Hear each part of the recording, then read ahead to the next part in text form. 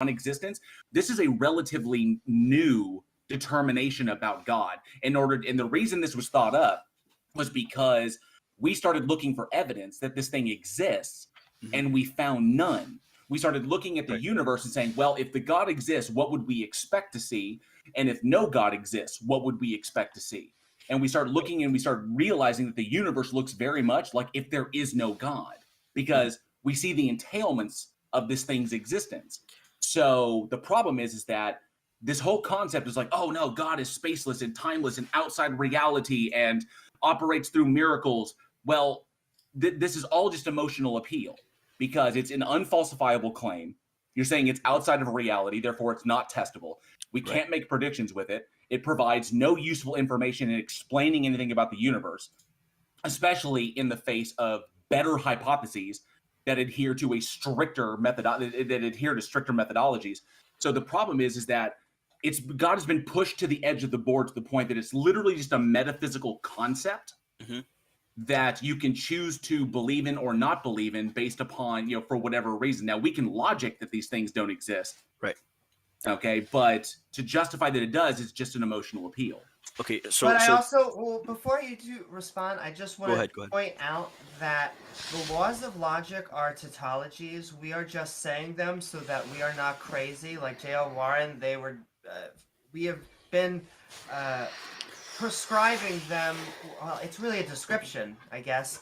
Either way, we have discovered this for the past thousands of years. When it comes to science, we don't tend to use that sort of language. It tends to be philosophical circles. And in fact, I would say the majority would be theological circles. They tend to re-explain the laws of logic so that they can set up a lot of cosmological arguments. And so it's weird to come in and say, like, the atheists are obsessed. He in fact said that the atheists created the laws of logic, which is just silly.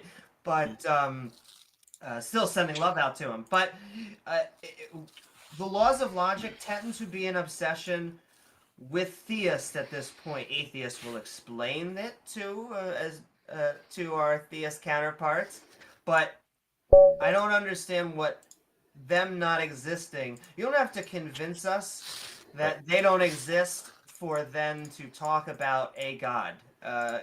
Because to me it just leads to incoherence. But once again, welcome TJump, and right back to you, Timeless. All right, so okay. Let's I want to put out a statement. Okay, let's imagine. Let's just scrap everything that we just talked about. Let's think of human concepts, right? So, let's say we were thousands and thousands of years ago. We were undeveloped educationally, and we didn't know about space, right? We did not know that space existed. Now, what we knew is that gravity did exist, right? When you jump, you go back down on Earth. You go back down on the floor. You don't just keep flying up. So what happens is you free fall, and we're able to witness that. Ever since mankind has started, we're able to witness that free fall does exist. You jump and you go back down, right? And at the process of you going back down is free fall, and that's a human concept. Now, say you're in the middle of space, you're isolated, far away from any gravitational pull. You're not free falling, because free fall does not truly exist in the majority view. What happens is you're just floating. You're not really moving at all. You don't have no energy towards you. You're just staying in place. So if I were to go to you and I were to tell you, this exists, and you would say, okay, well, does it apply with the laws of logic? It would not apply with the laws of logic, because free falling is the only thing that you're mentally able to process, because that's the only thing that you're able to witness in the present time. Timeless. There's a little flaw in your plan, because there's nowhere in the universe where there is no gravity. Wait, you said it wouldn't apply. It can be so little that the effects barely show, and you need instruments to measure them, but there still would be influence of gravity no matter where you are in space. Wait, would free fall be a contradiction though? So just to clarify, is he saying that the laws of logic don't apply to God? That's what he's arguing? Yeah, they don't apply to God. They don't apply to things that we can't understand humanly at the present time right now. Does God exist? So Peter, let's say quick question to solve this. Is Allah also Mary, the mother of Jesus? sorry, can you Is Allah also the Mary, the mother of Jesus? No. So timeless. What he's asking Then is the timeless. laws of What he's logic asking apply to Allah. It sounded like he wasn't grabbing it. The problem is you just said that the laws of logic don't apply to God. Okay, Right. that's fine. You can hold that position. The laws of logic do not apply to God. This means that A equals A is not equal to not A, that these don't apply to this God that you're asserting.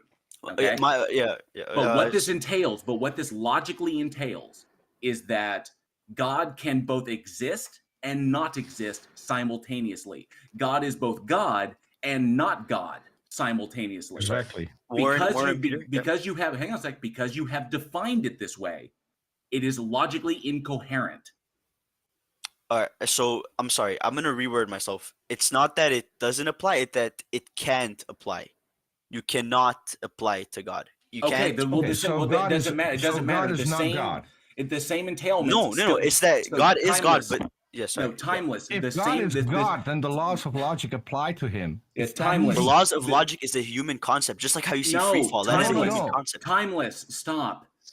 When you state that a thing exists, you automatically invoke the laws of logic because you are stating that it exists as opposed to not existing.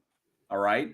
So the thing, you've already invoked them just by stating that, which means that the laws of logic do apply to God. If this thing even exists. If it exists by virtue of its own existence, that means it is itself and it is not anything that is not God. Yeah. Which means that it is God. There is a distinction between what is God and what is JL, and what is TJump, and what is Peter, and what is the planet, and what is the moon, so on and so forth. So you cannot state that the laws of logic don't apply to this thing while also stating that it does exist. These are contradictory positions that lead to logical incoherence. Okay, fine. Let me say that God is God and nothing else is not God. All right. Let me say that it does apply. Okay. But what then? How does this prove me wrong? Because most theists use the laws of logic. They try to use it against us to try and come in here and say the laws of logic are something that atheists try to put forward as why God doesn't exist. In my opinion, is silly. I've never seen an atheist do that. What's your argument? Let me help you. Let me help you out. Sorry, just a second. It's an interesting progression from the earlier claim by somebody else that their laws of logic are just made up by people and have nothing to do with God, and now to say what Amy just highlighted. It's interesting how things move around so much with this. Timeless. What's your argument? What is your original claim?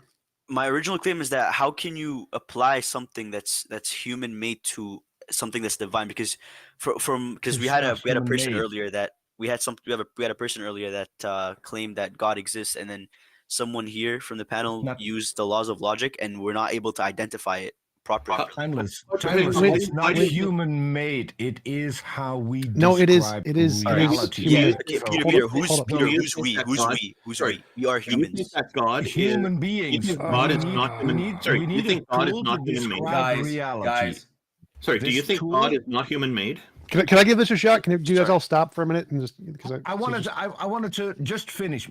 Maybe I can help Timeless out. I don't think what you are looking for is that the laws of logic have to apply to God. Otherwise, he is not God. That's one. That doesn't help. But what you're looking for is that God might be able to suspend the laws of logic when interacting with reality. If you go from that standpoint, you could actually make an argument. But the moment you say that the laws of logic do not apply to God, then God is not God, and we're already done.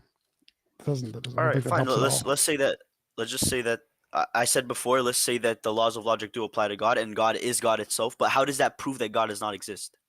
It doesn't. Someone here used it. It doesn't. Right. So why did you say? It doesn't prove that God exists. It also doesn't prove that God does exist.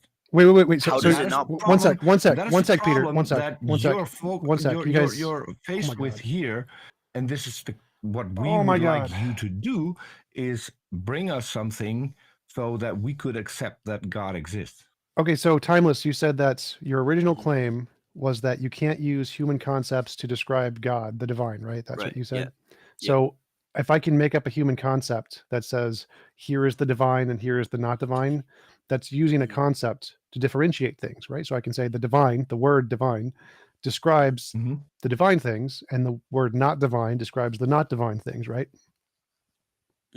So I can make up a concept like the word divine and apply it to the divine things, can't I? Yeah, but that's just a word. Right. So that's a human concept. You're word. describing it. No. You're describing it. What I mean is that you can't. For example, you can't use a math question in order to solve. What TJump? What Wait, TJump? no, is Peter, saying let him is finish. that Peter, if you let him don't finish. have No, human Peter, stop. concepts to Peter, stop. describe Holy shit, stop, you can't Peter, shut describe up. God. Peter, stop. Let him finish. It's timeless. Go ahead. So you can't use a math question in order to find God. You can't use the laws of logic, which are laws placed by humans to define God. God is a miracle. God is a divine thing, right? The things that he does are miracles to us. Wait, no, Peter, shut up. How Peter, do you shut up. define Peter, God? shut up. Let him finish. Holy shit, Peter. So my definition of God is divine, because everything that we've seen that may be out of the abnormal or out of the human concept of just being able to understand. Oh my your God! definition. Somebody mute Peter. Stop Peter, interrupting do you him. not hear TJump talking with him? Give him a moment, man. So Just was For Stop example- talking. Just stop talking, Peter. for example, like let's say that how So I just want to Prophet clarify. Are you saying Moses- that we can't use human concepts like logic and math to prove God? Is that your argument? you can't use any human concept to prove God. Yeah, you can say that, oh, God is divine, but divine is a descriptive word. It's just you're just saying what's going on. You know what I mean?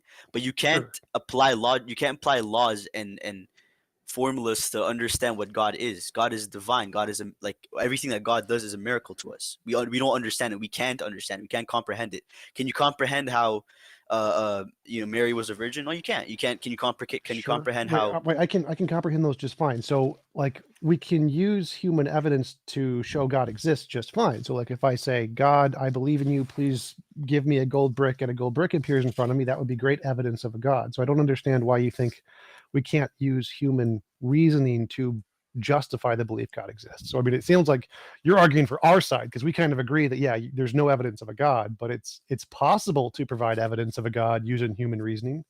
No, there's absolutely evidence that there's a God. Everywhere is evidence that there's a God. Everything that we do is evidence that there's a God. Oh, wait, I thought That you makes just no said. sense. I thought you just Okay, said that we so- can't use human reasoning to indicate the divine, but all of the evidence is human reasoning to indicate the divine. Sorry, can you repeat what you said? So your original argument was that we can't use human concepts to indicate the divine, but evidence is human concepts, right? So if there's evidence of the divine, that means we're using human concepts to indicate the design. No. Evidence is the miracles that happens within humans. Like you But can't. we have to split- interpret those, right? We have to be like, here's a miracle, and this miracle was done under these circumstances, which indicates God, right? So okay, so what I think what you're meaning of comprehending them is literally just witnessing it happen, right? Is that what you mean? Well, no, because I can witness it happen and not understand that it was done by. Are you Muslim? So Allah. Yeah.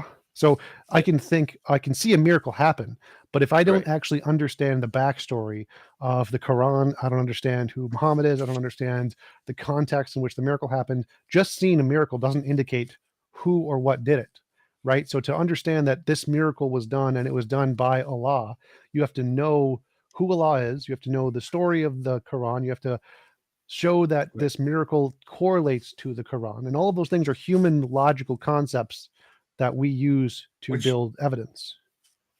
Which Right. is why I asked for the definition of his God, because I would be really curious what a definition of God would be without using human concepts.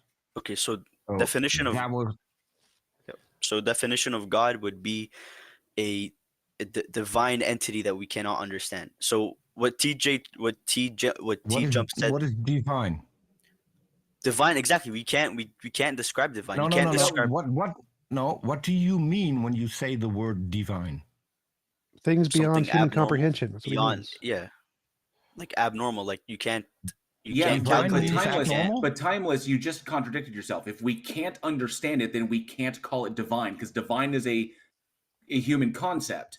No. You Divine can is do just that. You can do that. So that's like hold divine on. is description of a human concept that we don't understand. So Understand? timeless is fine to do It's this. not. It's like dark energy or dark matter. We can put a label on some category that we don't understand just fine. So if he's saying divine is Right. all of the things beyond human comprehension, so I imagine he'd Mhm. formally put it like divine is all the things that it's not even possible for humans to understand but still exist, or something Exactly. like that.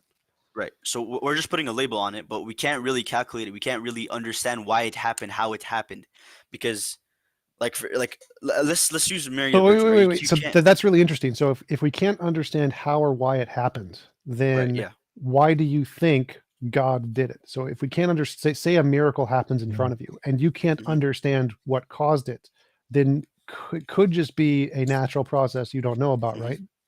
Yeah, that's why there's holy texts that prove on why it happened, who did it. We know why it happened and who did it because of the holy. Are the text. holy texts, are they written down by humans? They are written down by humans, delivered. Do the holy texts contain human concepts? The holy texts contain descriptions of how it happened to humans. Do they contain human concepts? Okay, can you like elaborate? What do you mean? Are they made of words? Marriage, punishment, Mhm. slavery, man, woman, things like that. Yeah. Okay. According to you, that was impossible. That was impossible to what? Bro, a divine entity can do anything. Wait. A So divine if entity we can talk see a about miracle, time. You said you can't define God and you can't figure out anything Right. about God with So- using human Alright. concept, and now you say we need to go to the scriptures. Who the only thing human scriptures Exactly. do is give you human concepts in Peter? order to describe your God. So you're already contradicting yourself. Either we No. can or we cannot use Peter, human I concepts. have the perfect answer. Perfect answer for that. Why would a divine entity communicate with their own creation in a way that they cannot understand? Do you know what I mean? That's why the scriptures and the holy texts they communicate with us does with that, comprehension. I agree. And if it does that, then we can define God using human concepts. Okay, Because the God has provided us with the human concept Mhm. that we need as a tool to define what the God is and what he But wants. specifically the miracles that God has done. We but cannot. timeless. There's a lot of issues here. For one, I have no idea what you're defining as a miracle or how you differentiate between a Alright. miracle and a natural process Perfect. in a natural process that you don't have an understanding for. Can I give you an example? Two, hang on a sec. Two, you're referencing holy texts. I'm assuming like the Quran, okay, Mhm. that gives explanations for particular things. So you're saying that this unknowable, ununderstandable entity is speaking coherently with human beings to describe certain effects in the world that we observe. But then this book was 1900 years old. And then today we 1400. look back and we understand that they got much of that wrong. So, for example, there is no identification of germs in the Quran, or the germ theory of disease. All right. So, or no concept of cells. Right. Like, But you know, why would a divine? but hang on a sec. But if that was the truth, if cells existed, or say if germs exist, and the reason why people got cholera and dysentery and died from this at like the age of 30, because they for whatever reason, then you'd think that Allah would dictate that was what was going on, but that's not what was going on. So why was it articulating incorrect things? Okay, in the how is it describing incorrect things? Like where did it say that it was saying incorrect things? Because I don't find anything incorrect. Okay, for example, one thing that we understand is that an interpretation of people who were once thought to be an interpretation of schizophrenia, it was once probably in the ancient world interpreted to be demonic possession, or the maybe fairies or changelings and stuff like this. Sure. So, for example, that's how like changelings are probably what the changeling children are probably used to describe autism, like way back in the day. Like all of a sudden the child changed. So that perfectly describes autism. But schizophrenia extreme schizophrenia. It could be interpreted as being possessed by something, seeing things that are not there, hearing things that don't exist, acting in extremely irrational ways, extremely aberrant behavior. Now, we know that it's not demonic possession. We know that it's mental illness. Okay, we understand why it happens. We understand that there's a genetic corollary. We understand what's going on in the brain when these things take place. Mhm. So why would the Bible refer to demonic possession and make no differentiation with mental illness? I'm Muslim, I'm not Christian, so. Oh, well, so why would the Quran do this? Why would the Quran speak of demons Mhm. and demonic possession, but it would not Jinn. talk about mental illness? And why wouldn't Allah dictate to us how to differentiate between someone who is just mentally ill and someone who is legitimately affected by a demon? Right. Would you like me to use Prophet Muhammad for an example? Because he was.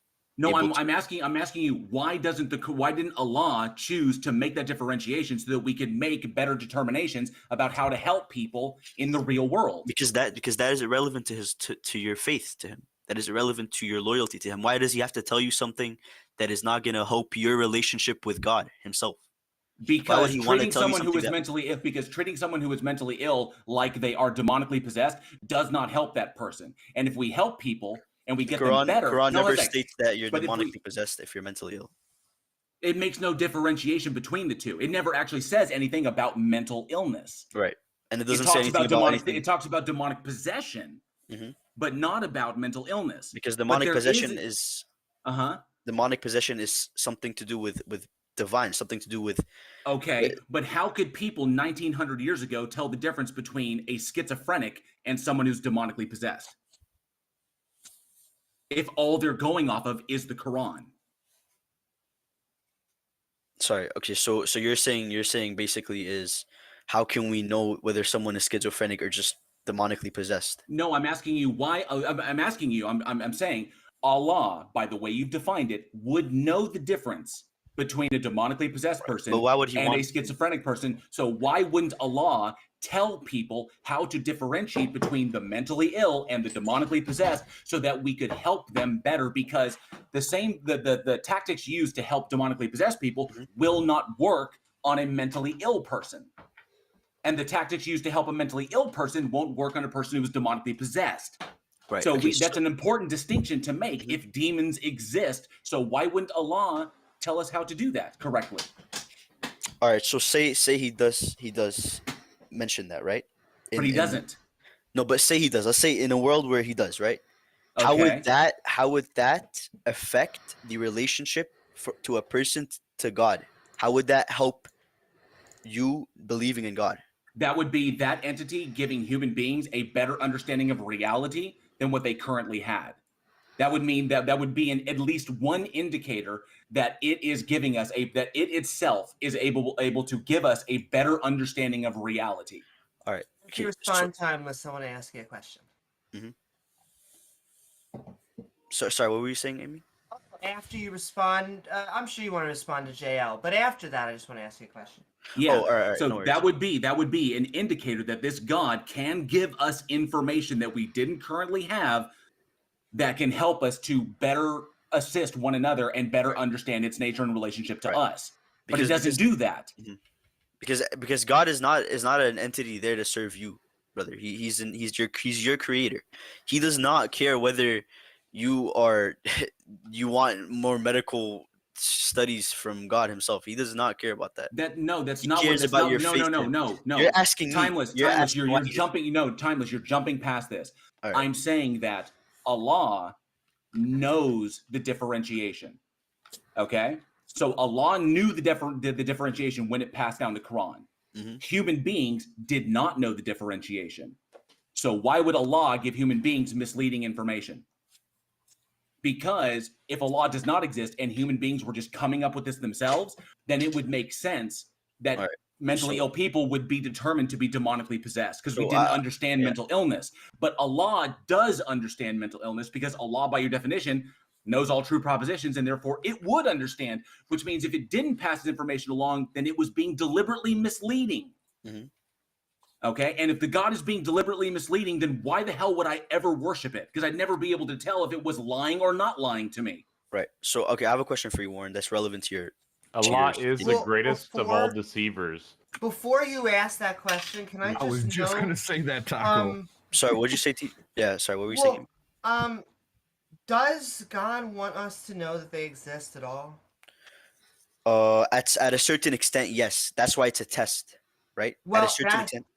That's funny you said that. I normally ask people, like, the question right after that was going to be about your holy book, and the question right after that was going to be, is this all a test? But you got me right there.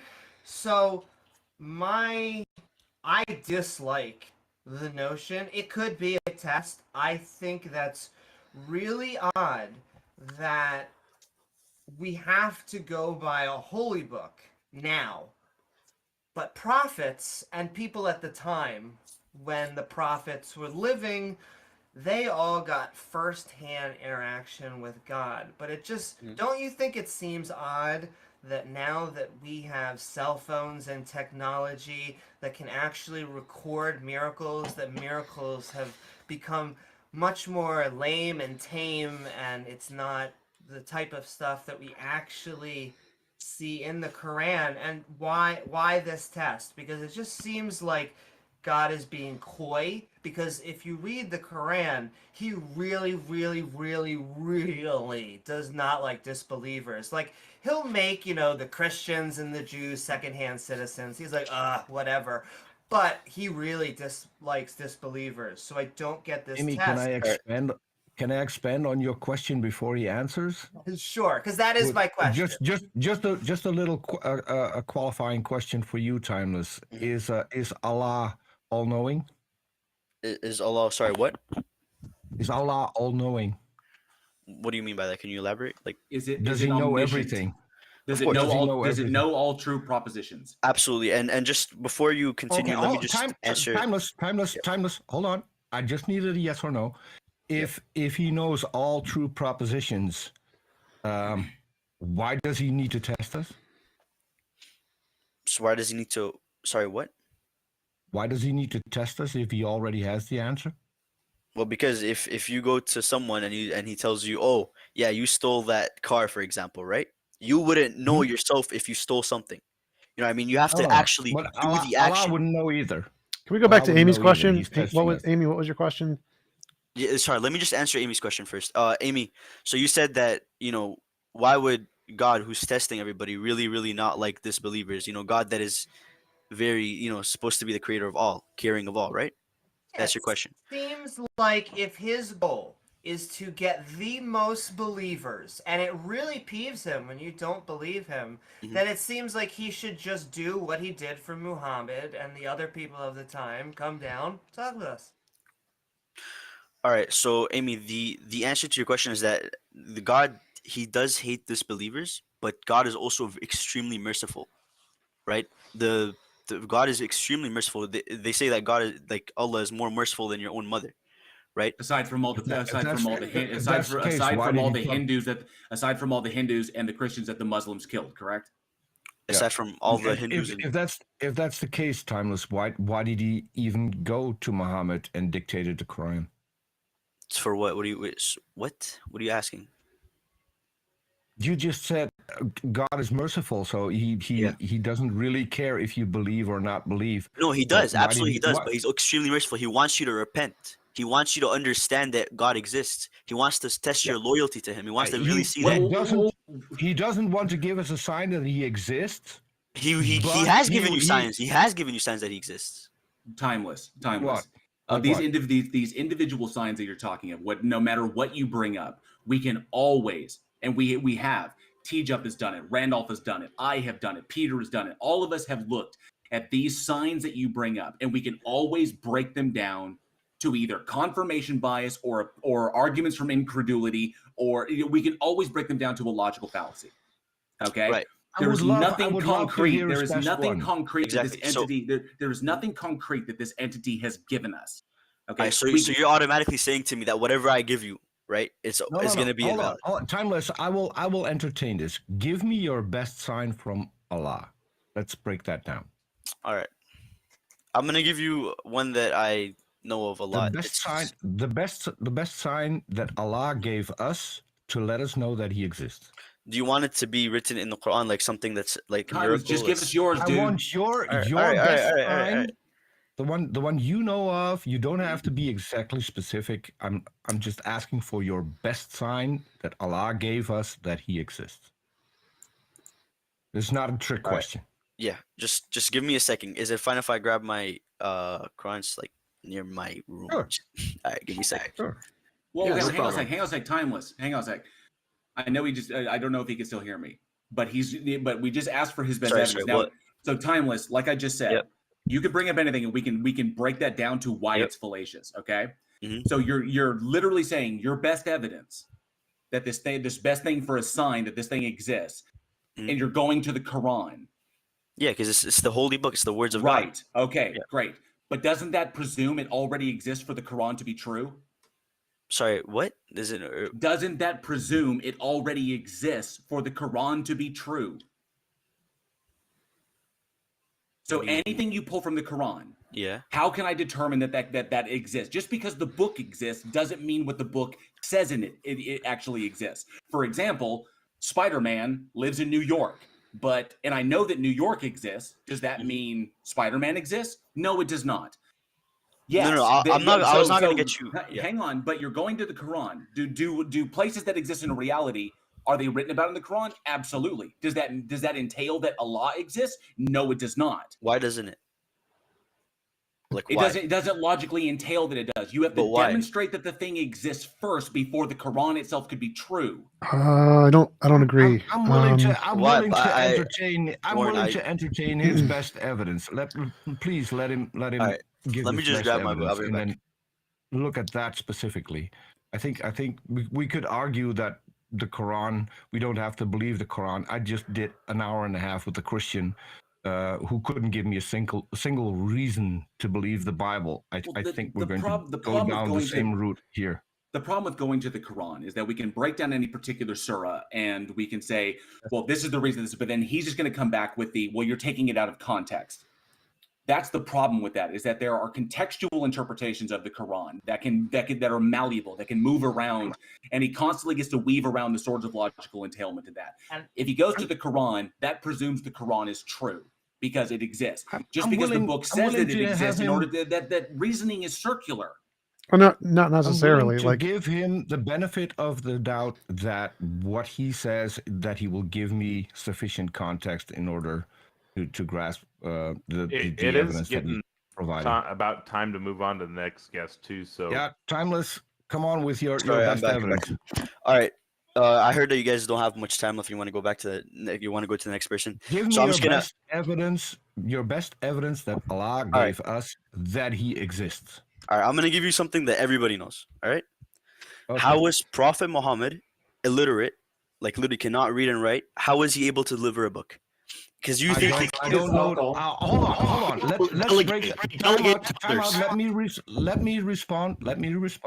Mhm. I don't know that Muhammad was illiterate. I don't know that God dictated anything to him, Mhm. or that he wrote it down. I can't go check that. So next. I would say you also don't know that timeless. I would say he delegated to others. Real simple answer. how can he delegate to others? If has the answer here. He actually, according to I think some of the hadith, he had scribes, so that's not a problem.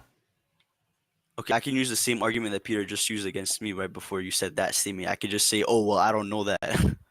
Here's the thing. The thing you just brought up Yeah. is an evidence that maybe Muhammad was part of how the Quran came into existence. It says nothing about Allah existing. All right, let me grab you the verse. Then. I want your best evidence that everyone has had. I'm gonna according get to you Before we move that on, Allah exists. can I just convince you, Timeless, of this point? My question to you is, what makes more sense to you, that a leader of the time had access to scholars who were able to actually dictate what his views and beliefs were, that an angel from God came down and just gave him the book? Right. You see, We're now getting we're away- gonna have we a don't- now we're we gonna don't have a have we don't have a lot of time. Let's stick to this one thing. The best evidence Sure, but you that haven't Allah convinced gave us him that. for his existence, because if we're going to go down the rabbit hole of Muhammad and how the Quran came into existence, we're going to be here tomorrow. I want one thing that is specific just for Allah, that Allah gave us, everyone, people who don't have a Quran, knowing that he exists. All right, just 1 second, Peter. Amy, you don't. This everything that you said like right now is a complete assumption. We don't know that that's exactly what happened. You don't know that Timeless.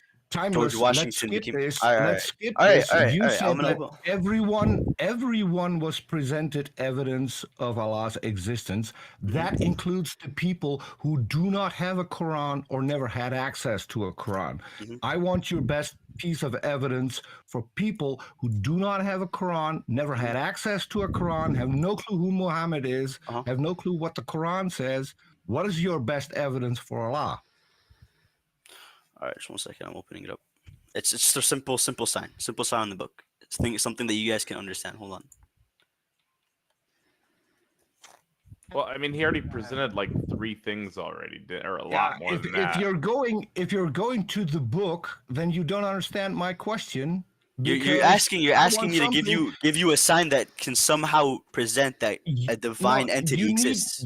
I specifically said, give me something that Allah gave me if I never have heard of the Quran. We need to move on to the next. Read the Quran, Yes, Peter, we've got other never people heard in of queue. Allah. What sign did Allah give me to make sure that I know that he exists? He has given you many signs. The many signs are in the book, Peter.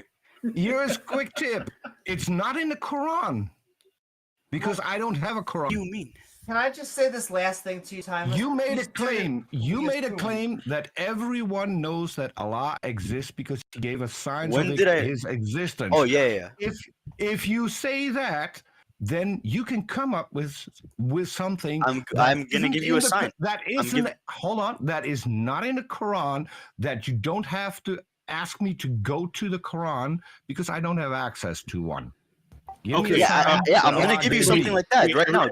Everybody stop. We're gonna give Timeless 1 minute to explain this sign. Is that good enough time for you, Timeless? And then I think we're gonna be trying to end it here. Okay. I'm good with that.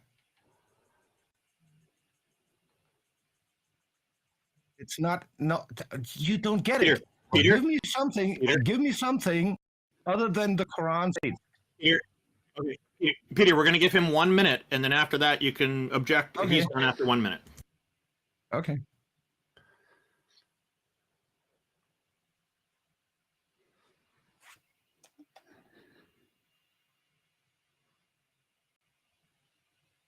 Okay.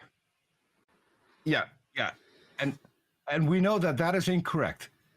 How is that? Okay, buddy. How is that incorrect? Because it does mix. It does mix. Does it mix to the human eye? Does it mix to the human eye? Here, Very obvious to the human eye, it mixes. Yes. How does it mix? Peter, don't overtalk me too. Come on. I'm posting a screenshot of it happening in Heathen Hangout chat. This is actually something you can see from shore in multiple places throughout the world. Yes. And can I just say, you said it was assumed that, or we're assuming that it's scholars. I'm not assuming it's scholars. I'm really asking you, which do you think makes more logical sense? Can I tell you? Let's say a different, a Christian comes to you and says, look, there was an actual prophet in between Jesus and Muhammad, okay? And not only was he illiterate, but he was blind. So he had no way of being able to write this book. How could it possibly anything but an angel, Timeless? All right, Amy, I will answer that right now. Taco, that's exactly that perfect. You know, the picture describes what I'm saying perfectly. There's a barrier in between them. The problem is that if you go underwater just a few feet, you can see it mixing. That might not be something that Taco because, can just pull up, but we know the water is mixing. So if you go next underwater, one. you cannot see. Literally, cannot see. You can literally see it. If you go underwater, see, there's a certain amount of sunlight that comes into it. Can I finish? Can I finish? Okay, go for it. Underwater, you can see the gradient where the two waters mix. All right, show me. Yes. Show me. I don't have a picture here right now, but you can Can you go get me a look it up. picture? I got you a verse. Can you get me a picture? So Taco is you can correct. go look it up. Taco is correct. We do have to move on, but timeless something that you need. But so we'll just close this out. Timeless something that you really do need to consider. Considering your first claim that how could an illiterate person dictate the Quran or make the Quran? Mm-hmm. Oh, you want me to answer? No, I don't. You need to consider this. How are you able to determine the difference between a person who is being informed by this entity that you say is out there, and then dictating it to people who wrote it down? Right, you can't and someone who is just making it up and dictating it to people who write it down. How can you determine the difference between those two? Right, you can't because it's a divine. Boom. That's it. No, timeless. There is no. You simply cannot. You cannot determine. I've told you from the start, brother. I've told you from the start. At a certain extent, God will not offer you all the evidence because He's exercising your faith. He is seeing if you are going to remove all the. Stop. Then the onus is on your God, and is not on us. If the God refuses to give evidence of itself, that is not on us, that is on your God. He has given evidence of himself. He is not. Yes, he has. Yes, he has. No. What he hasn't done is he hasn't showed it to you.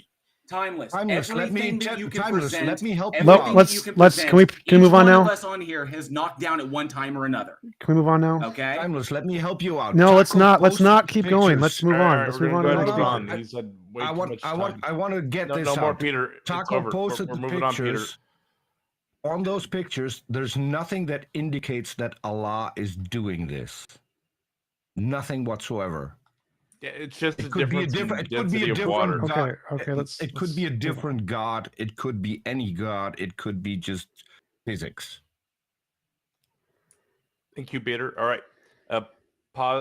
Apostolic agent, welcome. Sorry, just before we go on, I'd just like to quickly comment for our audience for what's being talked about there and the lovely pictures Taco is posting in the Discord chat. There's a part of the ocean where you've got more salt content in the water and not. And the claim that's being made in the Quran, as I understand it, is that salt water and fresh water can't mix. Anybody can do this experiment at home. You take a glass of water without any salt in it and another glass that's got all kinds of salt in the water, and you mix them together, and you will find that it's a little less salty, but it's mixed. Very easy experiment to do to refute that part of the Quran. Now, apologists are probably going to try to have some other explanation on it, and whatever that explanation is, you can count on that being a lot more complicated than the simple experiment you can do in your own kitchen. Thank you very much. Welcome, Apostolic Agent. Hello, Happy New Year. So my contention is, I'm not trying to prove theism here. I'm trying to prove that perhaps you're better off taking agnosticism than atheism as your perspective. So is it okay if I lay out my argument for about 1 minute? But I need to clarify, agnosticism and atheism are parallel classifications. Agnosticism deals with not having the knowledge of something and of deities existing, and whereas atheism is focused on not believing. So you're saying that we should start believing something and abandon atheism, in effect, is what it sounds like to me. But go ahead with your argument. Okay, so part 1. Okay, so there is no firm basis upon which to judge that theism or atheism is intrinsically more probable than the other. Part 2. There is no firm basis upon which to judge that the total evidence favors theism or atheism over the other. It follows from 1 and 2 that 3. There is no firm basis upon which to judge that theism or atheism is more probable than the other. Hold on, I repeated that one. Okay. Yeah, the argument is perfectly fine. It makes sense. It's valid. It's just unsound. So, premise one is false. There is a firm basis to affirm the probability of atheism is greater than theism. Can you provide that, please? Sure. All of the things that we imagine are predominantly figments of our imagination. Very, very rarely do they correspond to reality. And so, until evidence is provided for any given hypothesis, it's more rational to conclude that it's imaginary than real. And so, God, as any hypothesis, is more likely to conclude it's imaginary until evidence is presented. No evidence has been presented, therefore, it's rational to conclude it's imaginary and not real. Yeah, sure. So I pretty much Okay. agree with you. So, but my thing is that I think it'd be a bit more honest, to use the word agnosticism, because what you're basically doing, you're sort of delaying your vote on whether this intelligence is actually real or not. Well, no, I'm saying Because it's not real. I'm saying it does not exist. Okay, I'm an atheist. You're saying that I'm being dishonest by saying I don't believe in any deities? no, I'm saying that agnosticism would be more productive of a term. Why? No, I mean, not necessarily. It depends No. on the context of the conversation. in what sense? Being an atheist only means one thing. You do not believe that a God exists. Being an atheist does not mean that you believe no gods exist. Well, clearly he's Is trying that to argue helpful? that saying no gods exist is less rational than saying we don't know. No, I understand Oh, the I agree argument he's with trying to make, but I want to say let's I do agree address. with that point, actually. Well, no, I don't. That's why I want to address what he's actually saying. I think it's more rational to say God does not exist than to be agnostic and to say he may or may not exist. So I think the Oh, probabilities interesting. indicate God does not exist is a more plausible explanation. So what is your argument against that? So your statement, just so I don't straw man it, so It your is more statement was, probable God does not exist. and you said that was because the things such as God are from our imagination, wasn't it? That was what you said Anything. before. Any hypothesis presented by humans is more probably imaginary than real. And so until evidence is provided, it's more likely that it is an imaginary concept, just like unicorns, fairies, Santa Claus, Yeah, but you UFOs. can't prove that it's not real. I don't need to prove it's not real. I just need to have, if there's no Well, I reason mean, to a believe lot it of is, wait. So if there's no reason to believe it is real and there's reason to believe it's not real, that is evidence to the conclusion it's not real. So all I need is I some agree. evidence against the hypothesis it's real. Like, for example, humans make stuff up. If humans mostly make stuff up and God is a concept like any other concept, then it's most likely a made up concept. You got my Sure. support on this, TJump. Yeah. And apostolic, I mean, the way I understand it is like, agnostic speaks to knowledge and atheism speaks to belief. So in that respect, I can know something doesn't exist, and I cannot know that something doesn't exist. So it really depends upon the God that you're talking about, because that certain gods have specific logical entailments that, by virtue of those entailments, if they present logical contradictions, then we can say that we can know that those things do not exist. So we But I can wanna be s- a Gnostic atheist when it comes to a specific God, depending on which one we're talking about. But if we have that delineation, right, that Well, I think his argument isn't about a specific God. He's saying that just talking about general theism versus general atheism, that it's more rational to say that you are agnostic than to say that you are an atheist. I think I want to take the steel man in his argument, take the strongest possible form and say, no, I think it's more likely that general theism or deism is less rational than to think atheism or naturalism is true. So that's given the strongest form of your argument. What would be your objection to my position that atheism and naturalism are more rational than to believe in theism or deism or any version of a god? So I suppose this would come down to, I'm not really qualified to speak on these things. I don't know much theology or stuff, so I'll suspend judgment on that. Can I give another reason why I think atheism is more probable than theism? At Yeah, least go ahead. all of the ones that we've seen so far, and that is because right now, all of the available evidence points to a naturalistic form of consciousness. And so we have no examples of natural laws of physics coming from creators. That tends to be a description We're just describing what's going on. We're not actually an agent, and we're prescribing. That, as far as we can tell, it's just this branch of life on Earth. It could be aliens somewhere else, but even then, I see no reason to believe why there would be a creator of a universe. It would actually go counter to everything we know about how laws of physics operate. Sure. You've cleared stuff up for me. I think TJump cleared it up for me, so I agree. Apostolic agent, can I just add one thing into what you just said? You said I'm not really qualified. I disagree. The moment you believe in a God, you're 100% qualified to tell us why you believe in that particular God. You don't need to be a scholar. You don't need to be well versed in conversations like this. You know what you believe. You're the only one who knows what you believe. So there's only one person on the entire planet who is qualified to talk about what you believe, and that is you. I think he was specifically saying he wasn't qualified to talk about those academic fields to argue against them. I don't think he was talking about his particular. Yeah, Yeah, I'm just trying to help him out, because a lot of people will not come on the stage because they think they're not qualified enough to have this conversation. I would like to see just everyone being able to come on the stage and talk to us about the God they believe in, whether or not they think they're qualified in academic That's fair. propositions. Okay, yeah, sure. So I agree with that. People should Thank be you, more Peter. confident. All I was saying is what TJump just said.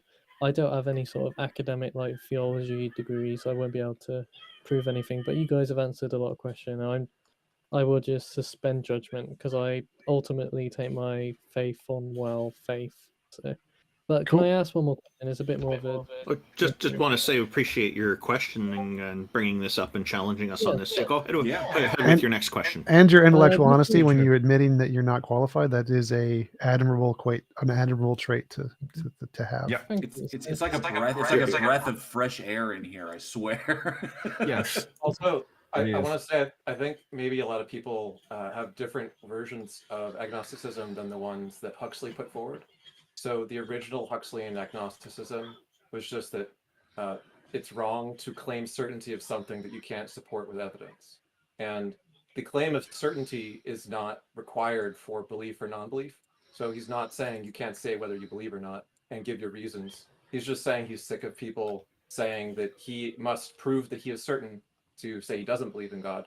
And he's also sick of people claiming that they are certain God exists without justification for that position either. But he's not saying it's worthless to engage in a discussion. And he himself didn't believe in Abrahamic God of any kind.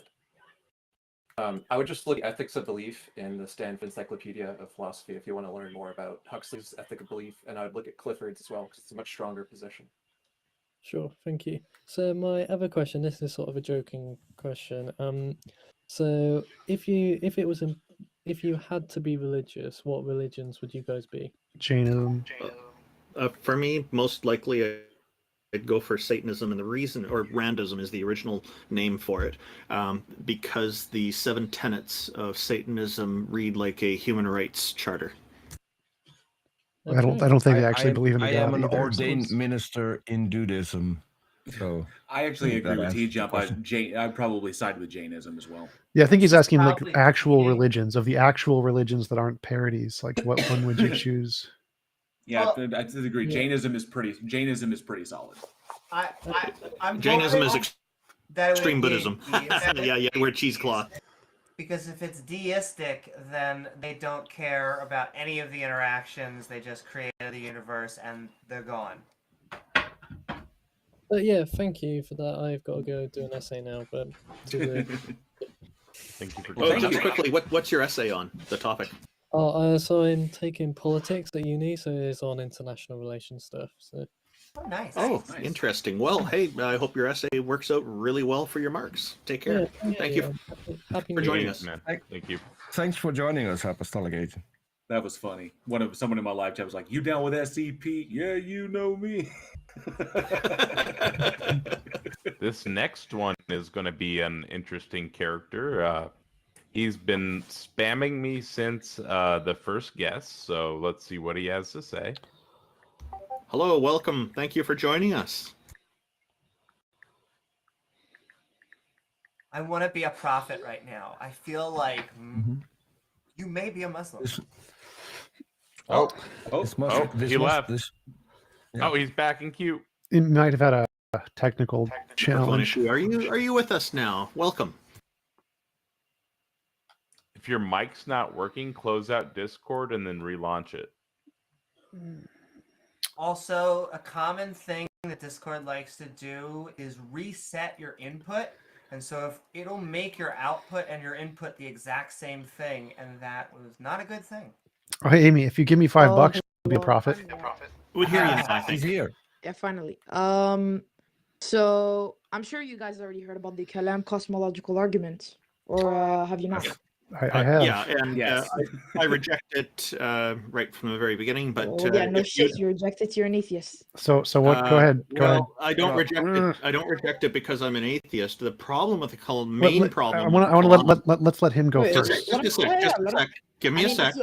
if you already know about No, it, hang on. I'm just trying to tell you, and then I'm going to give you a chance. So the main problem with the Kalam is that it doesn't have a direct link to any kind of deity. But keeping that in mind, go ahead and present it. We'll be interested to hear your perspective on it. Right. So, I'm sure you already know what the Kalam cosmological argument is, but if I need to present There it, are multiple, so present yours. Let's let him Yeah, just let him go. Right, Let mine him is go. mine is fairly simple. I mean, Please present the it for our Kalam argument audience. is as follows. So, first off, whatever begins to exist has a cause, right? Sure. Second, the universe began to exist as Incorrect. we know, and then third, therefore, the universe has a cause. So Yeah, then, premise 1 and 2 are He's not incorrect. done. He's not done yet. Let him. no, yeah, sure. So now I presented it to the audience for the people who don't know. So now you can pretty much rebuttal it. Premise 1 and 2 are incorrect. So Right. So what's premise one? I'm just trying to know if you everything that begins to exist has a cause. That's incorrect. I don't think that's incorrect. So, okay, yeah. See, there's diverging opinions, but fine. Well, why do you think it's incorrect? What's your That there are particles that come into existence without an apparent cause. Well, can you repeat that? There are particles that come particles- into existence without any cause. They go Sorry. out of existence too without any apparent cause. Yeah, it's virtual particles, and we've demonstrated it in Yes. the lab. Yes. Right. So, and the second one, what you said is the universe began to exist. It's also wrong. It So you think changes it didn't become to states. exist? It changes states at the Big Bang. It changes It's a states. change of state. It's a change of state. It didn't Yes. begin to Can you go exist. more deep into that? I mean, that doesn't make It always sense. existed. It's Laws of eternal. entropy. All right, It's eternal. It so you didn't can begin say to that, exist. It's eternal. rather than it- saying the other way. But Yeah. So yeah, sure. so premise 1 is incorrect. Premise 2 is incorrect. Therefore, the conclusion is incorrect. no. Yes. Can you? Yes. All right. So let's begin with the premise two. The universe began to exist. Do I need to present the Hilbert-Sortel paradox, or do you have or do you have a counter argument to that? I need to present it? There's no logical For contradiction. those who might not know what it is, what is the Alright, Hilbert's paradox? All right, sure. I'll present it. So imagine that there's a hotel with an infinite number of rooms. Now imagine that all the rooms are full. Every room is occupied by exactly one person. What if someone were to come along and ask if there are any vacancies? Vacancies. I don't know how to say that. Vacancies, yes, vacancies. we got it. Vacancies. Yeah, no problem. We understand. Go ahead. Yeah, You have so everybody move over to the room to the right. what does that mean? He's talking about Hilbert's Hotel. That didn't literally mean we Oh, shouldn't move. I thought you meant like Discord room. Yeah. That's what I thought too. My fault. So now room one is vacant, right? With an infinite number of rooms, this would be possible. Say that there are 10 rooms. The guest from the room #9 goes into the room #10. But where does the guest from room #10 go? That guest is left without a room because there's no room #11. But when the number of rooms is infinite, there's no last room. So no one gets cheated by the room swap. What is worse? How's this relevant to the expansion event at the Big Bang? Because I'm completely at a loss. He's making an argument that infinite past regression is impossible. That's his argument. Yeah, that there's some sort of problem with infinite regression. I think he dropped. But I also, because he dropped, I just want to point out that I always find whatever begins to exist has a cause is sloppy language that is putting what they want to believe in the beginning, because you can just Occam's razor that to ever exist has a cause. The problem with that is that means God has a cause. God didn't begin to exist, so that wouldn't. I don't. No, think he didn't begin to exist, which means that you have infinite regress. So he already brought up both points to rule out his God. But that's my point: is that the whatever begins to exist has a cause. The begins to exist is them ushering in. But they'll say that God has always existed, which means that God has an infinite regress, which means that infinite regress is possible. So, but if God has always down existed, to special pleading. Whatever exists has a cause. No. What begins to exist has a cause. Oh, I know. I'm trying to say that is sloppy language that puts the conclusion in that they are trying to usher. I don't think so. It's pleading because God didn't begin to exist. Yeah, so like, in fact, we know every single God that is currently that is being what I'm proposed. Trying to say. I don't know why you said no. Had a point of starting to exist. So there's nothing wrong with the Every single argument. one. It says that if a thing begins to exist, which means it's not eternal. If it's not eternal, then it has a cause. That's the argument. So if something is eternal, then it doesn't have a cause. And when they say God is eternal, therefore it's not begging the question. So you can say anything you want is eternal.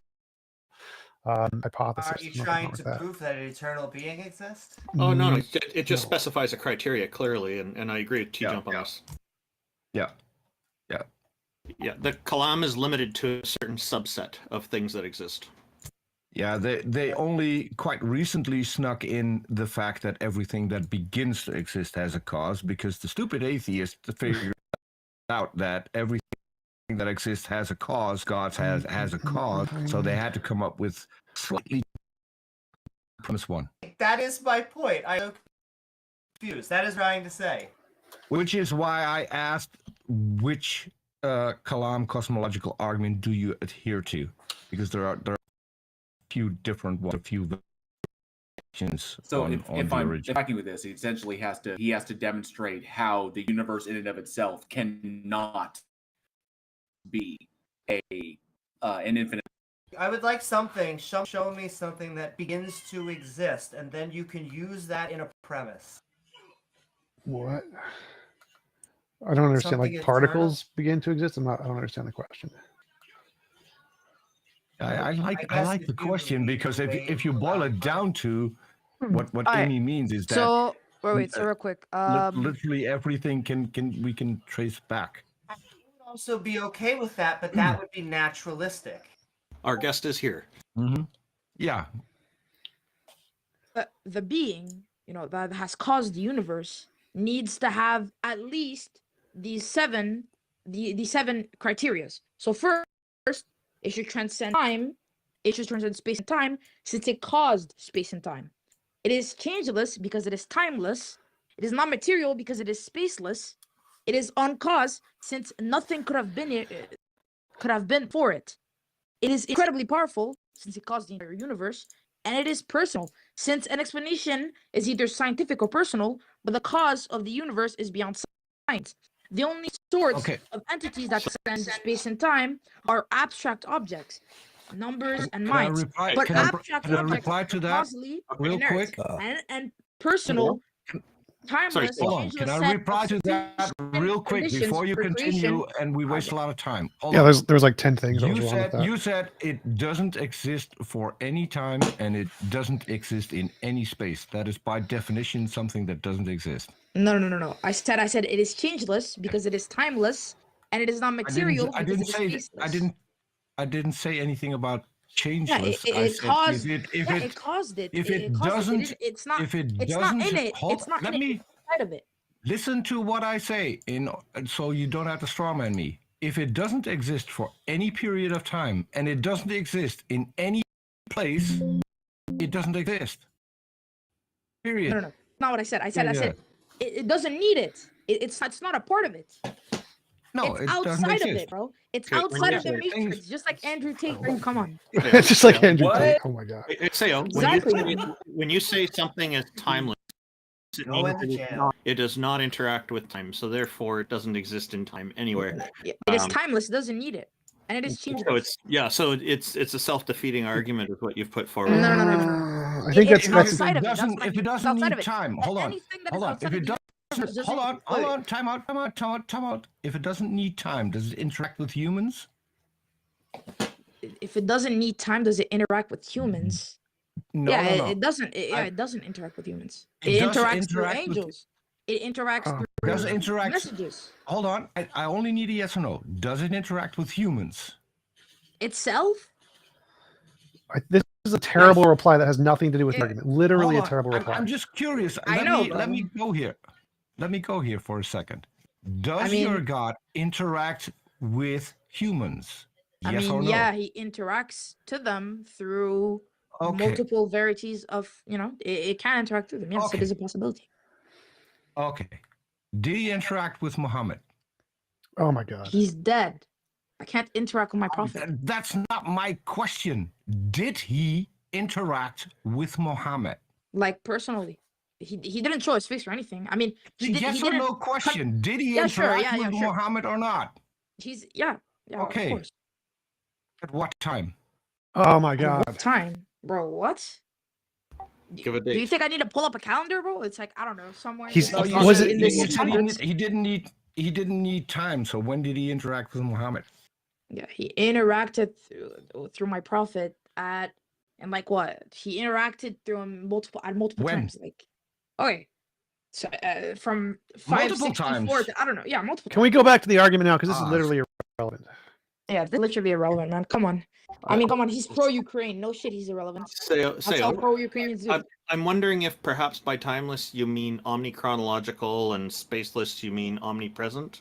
Yeah, yeah, that's exactly what I mean. Oh, okay. The words timeless and spaceless make your argument self-contradictory, but It doesn't. It doesn't. omnichronological- Oh. No, omnichronological and omni. There's like three would be conflicting better. arguments. Can you guys just choose something, man? Like Randolph just starts speaking, and TJump is like, no, and then Peter starts speaking, and Taco's like, no. So yeah, like pick one thing. You atheist, come on. Can't They're even gonna get up and Okay. choose one You thing. gave us Give- 7 points, and we're I'll pick responding one to- thing. Give me your best evidence that your God exists. That's I've already given it. Yeah. You So were okay. literally Can giving it in 2 can I go seconds now? ago. Because What was you guys are your just point? not Hold on, addressing the what argument at all. did you give? Oh my god. He gave What the evidence did cosmological you argument. He provide gave that the your God cosmological exists? argument. That's Man, evidence. atheists have no way to speak Ah. normally. You gotta calm down. Calm your Hold titties on. down. Come If on. your cosmological argument doesn't get us to a specific God, then how Who can cares? it be That evidence doesn't for matter, your Peter. God? That literally doesn't matter. Literally doesn't matter, man. Okay, so let me Really actually does. address the argument that he made instead of going off on irrelevant tangents. Things can exist outside of space and time. Material things can exist outside of space and time. Change can exist outside of But space he's and not time. material. Yeah, but he's not material. I don't care. The point is that the thing that explains the origin of the universe doesn't need to be God, because material things can do that. So material things can explain the origin of the universe Yeah. without a God. Secondly, there's no Okay. intention. okay, Wait. Whoa, So whoa, wait. No, stop. You presented like 10 things. I got to debunk all the gibberish an you said. example. So the Give me an first, example. wait, stop. So the second thing you said that was complete gibberish was the fact that abstract things don't cause anything, and so mind's intentionality does. There's no evidence that mind's or I understand intentionality can't exist at all outside of space and time. There's no evidence of intentionality outside of space and time. There's nothing. There's nothing. that can be Talking. proven Stop talking. Stop scientifically out of talking. space Stop and time. talking, kid. Kid. Stop talking. Let me finish. Oh, So- come on, my son. Stop. I'm going to mute you. You made an argument that there needs to be something, an intentional mind state or an intentional decision to cause something. That is false. Those can't exist outside of space time. There's no evidence of them existing outside of space and time. Quantum fields can exist outside of space and time. There's a lot of evidence that it does. And so the explanation of the origin of the universe is a quantum field, not a conscious decision. So your Right, but that arguments are only false. works if you're wait. But that only works if you're using the Copenhagen. No, it has nothing to do with the Copenhagen. interpretation. It has literally Yes, nothing to do with it. it, No, it kid. literally is only it is only causeless on the Copenhagen interpretation of quantum physics. No, kid, it's not. In the multiverse interpretation, the EPW interpretation, the many worlds interpretation. EPW. Alright. So all of these arguments that's not even related to my premise. My premise, the premise one of this argument, does not make the strong claim that every fact requires an explanation. I didn't say Rather, that. makes That had the nothing to much do with what weaker I said. claim, Nothing to only do with things what I that said. begin to exist require a cause. Right. The universe did not begin to exist. Well then the particles and everything, like it just becomes absolutely irrelevant. What? No, what you said makes It literally becomes zero sense here. So absolutely irrelevant. It becomes no, absolutely irrelevant. stop. So space do and you- time had a beginning. That's the part that we're agreeing on. Space and time had a beginning, and the question is what caused space and time? You think it has to be an intentional decision. That's wrong. What it is a quantum field. A quantum field caused space and time to No. exist. Quantum fields are spaceless. They're timeless. Change part is irrelevant. You don't need that at all. And there's no evidence intentional states can exist outside of space and time. There is evidence quantum fields can exist outside of space and time. So if we're asking what's the better explanation of what caused space and time, it's not a god, it's a quantum field. No. My claim does not have anything to do with quantum fields. What? Can you prove that Do you quantum even- fields created? Oh Can you my prove God. that quantum fields have created it? All of the evidence indicates that yes, there is no evidence of a god. Alright, so Lots of evidence So of all of quantum the fields. evidence, so all of the evidence is your fat ass mouth, nigga. Is that all the evidence? What? Wow. Deuce this fool. We're done. We're done. Yeah, when you start bringing in racist slurs, you're out. That's it. Goodbye. Thank you for joining us. And I did just saying, TJump spent a considerable amount of time going through the arguments. Was there anything else you wanted to point out about his arguments, TJump? No, that's good. Well, I just want It's to. it's a pity. It's a pity that he couldn't bring up the patience to listen to what TJump was saying, but just waiting for the moment to start talking again. Or any of us, for that matter. And now he's hitting on women in live text chats. It is interesting. Well, I just want to bounce off something that DJ said. Is that quantum fields is something that would initiate this local universe. I don't know why he thinks Allah fits the Kalam. That is an addition to the Kalam, as the atheists were saying. TJump actually has an answer, a naturalistic answer. I want to know why God, why Allah. It seems like a jump. A TJump. Sorry. Who do we have next? Yeah, we've got Arasil. I'm inviting them up right now. Looks like they're Christian. Arasil, welcome. Thank you for joining us. How's it going, guys? I was just gonna I have a proposition kind of, but I first want to ask like some independent questions. First of all, do we kind of agree that proving, well, I know TJump said he believes kind of absolutely that there is no God, but will we agree that can't necessarily prove or disprove or no, you can't necessarily prove God exists or prove that God doesn't exist, but you can present evidences for why you would come to that conclusion, correct? Some I of agree. them you can prove doesn't exist if they have a Yeah, contradiction. that's why I changed my thing. I didn't say disprove God, but prove that God does not exist. That's the same thing. Yeah, No, well, no, yeah, if disproving If you're or presenting a certain God, then you can prove that that God does not exist. But if you're saying God, just Or generally, any the possible creator God. of the universe, whatever you want to call it. So what argument do you have to present to us today? Well, first, I wanted to ask if you guys are determinists, meaning, everything is the result of physics, therefore your conclusions are also the result of physics and may not entirely line up with reality. I lean What? heavily toward it, but I'm not 100% committed to it. Wait, what does Can you that explain mean? your last statement about reality? The purpose of that is that if you are just the result, or merely the result of, atoms, hitting atoms, and the end result of your opinions are determined by what came before you, then you're not necessarily coming to the truth by using logic. You are merely coming to a mathematical conclusion. No. So yes, it's necessarily the case that I can come to the truth even if I am a result of deterministic forces. Well, that's what I was saying too. You can still come to the a more correct opinion of reality, but it wouldn't be because of you necessarily. It would be because of, you know, an accidental or coincidental bunch of atoms hitting up against each other and coming to that conclusion. That's also me. I think you're making a competition division fallacy. Like, it doesn't matter what I'm made of, if I'm made of a soul or if I'm made of matter. If either one has some kind of a process that allows me to think and make ideas, they're me. And so the reason I'm coming to those ideas is because of me. So it doesn't make a difference what you're made of, whether it's matters or soul stuff. Either way, you're going to be determined by the matters or the soul stuff. So my argument is more that you cannot prove God exists, but using the scientific method, because God, like we were saying, is not in the realm of, you know, he is an immaterial, spaceless, timeless being. And I know that you had differences on how you want to define timeless. I'm saying that he is the creator that makes a difference. Wait, so the universe. So I don't care. Like, I don't need to prove God exists. You need to, or I don't need to prove God doesn't exist. You need to prove he does. And so even if it was true that the scientific method couldn't do anything about non-physical things, which it can, it has no problem proving those things, it wouldn't make a difference, because you have to present evidence that God does exist, not ask me to disprove him. I also have a real problem Okay. with any god that has all of these omnis, but then has no real way to interact with the real world. My joke is that if your god is so unpowerful that they can't even pick up a soda can, I would not call that maximally powerful.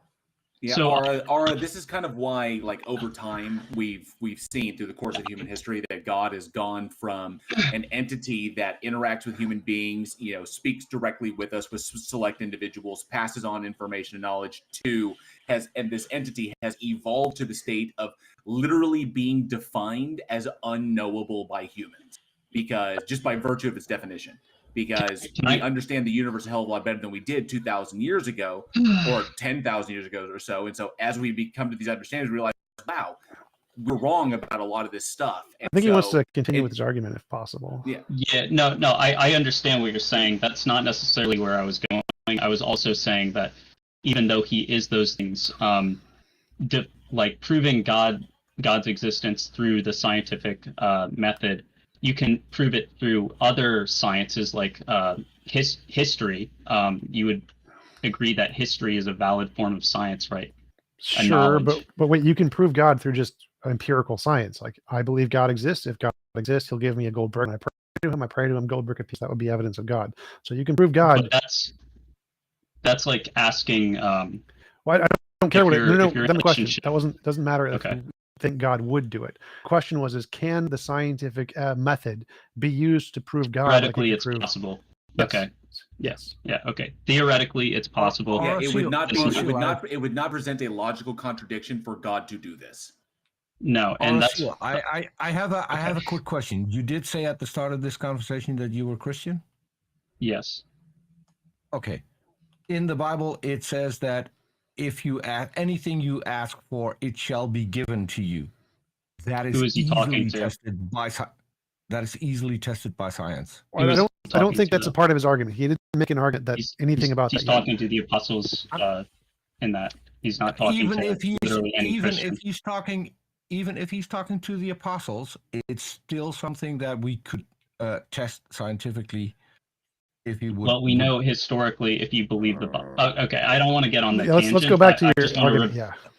I just really want to quickly rebut that, but then I'll continue. That would be saying that, okay, we can test that, but the result of that test is found in the Bible, where you see that Peter and other people say, I command you, like, I'm healing you in the name of Christ, and they get up and walk. That would be a test that the result is in Scripture. But the whole point is that we don't have that test now because he was talking to the apostles, not just every single Christian. What I was continuing to say, there were a few different things. You're saying that I don't believe that God, you can't test in that way, that it's theoretically impossible. But it's like if you were in a relationship with a woman and you're telling the woman, hey, if you don't sleep with me, you don't love me. And you're trying to coerce that woman into doing something that she did not consent to, based on this thing, oh, if God, you do not give me a gold brick when I ask for it, then you do not love me. You do not actually want me to believe in you. Well, Can I that's tell you irrelevant. why that's not true? That's irrelevant to the argument. But so your original claim was you can't test God scientifically. Yes, you can. How is this relevant to some I know, argument? and that was semantical. I'm saying you wouldn't. It's theoretically possible, but that's not how God works. All right. So what is your argument? How does this lead to arguments or something? God can be proven subjectively, is my argument, Okay, because how? God is a personal being, and you can know a person through a relationship. Right. I have a relationship with God, and that relationship involves a Right, how back do you- and forth, One me sec. So searching out just to clarify, God how do and you tell God the showing difference? himself to me. How do you tell the difference between an imaginary friend and a relationship in this way that you're using subjectivity to prove God?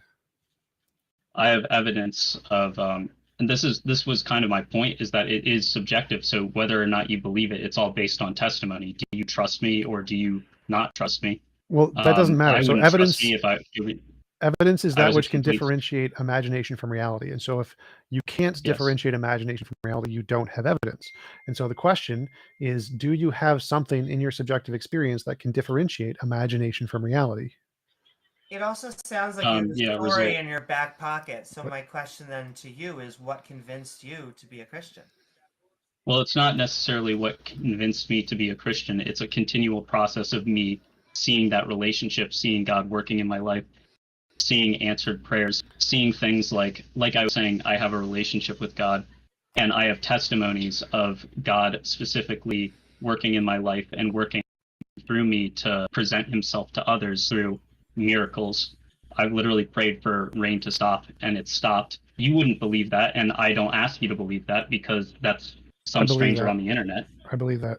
So that's kind of my point. It's a very hold on. That's a very good thing. So how did you determine that God stopped the rain? Well, I was talking to my friend who didn't believe God. I was talking about the story of Moses, and I said, if you saw someone who said, I'm doing this in the name of... Yeah, I'm doing this in the name of God. You prayed... Okay. Hold on. Let's make this shorter. You prayed for God to stop the rain, and the rain stopped. Yes. How did you determine that God stopped the rain?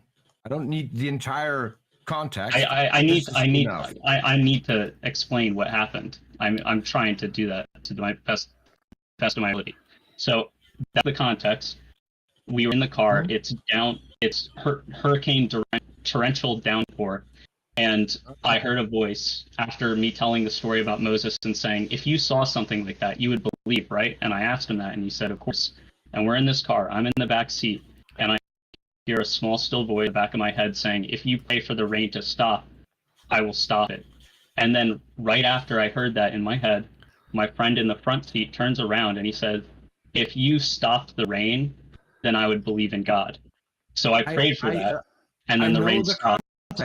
I know the context. I'm still down to my question. How did you determine then that voice was God?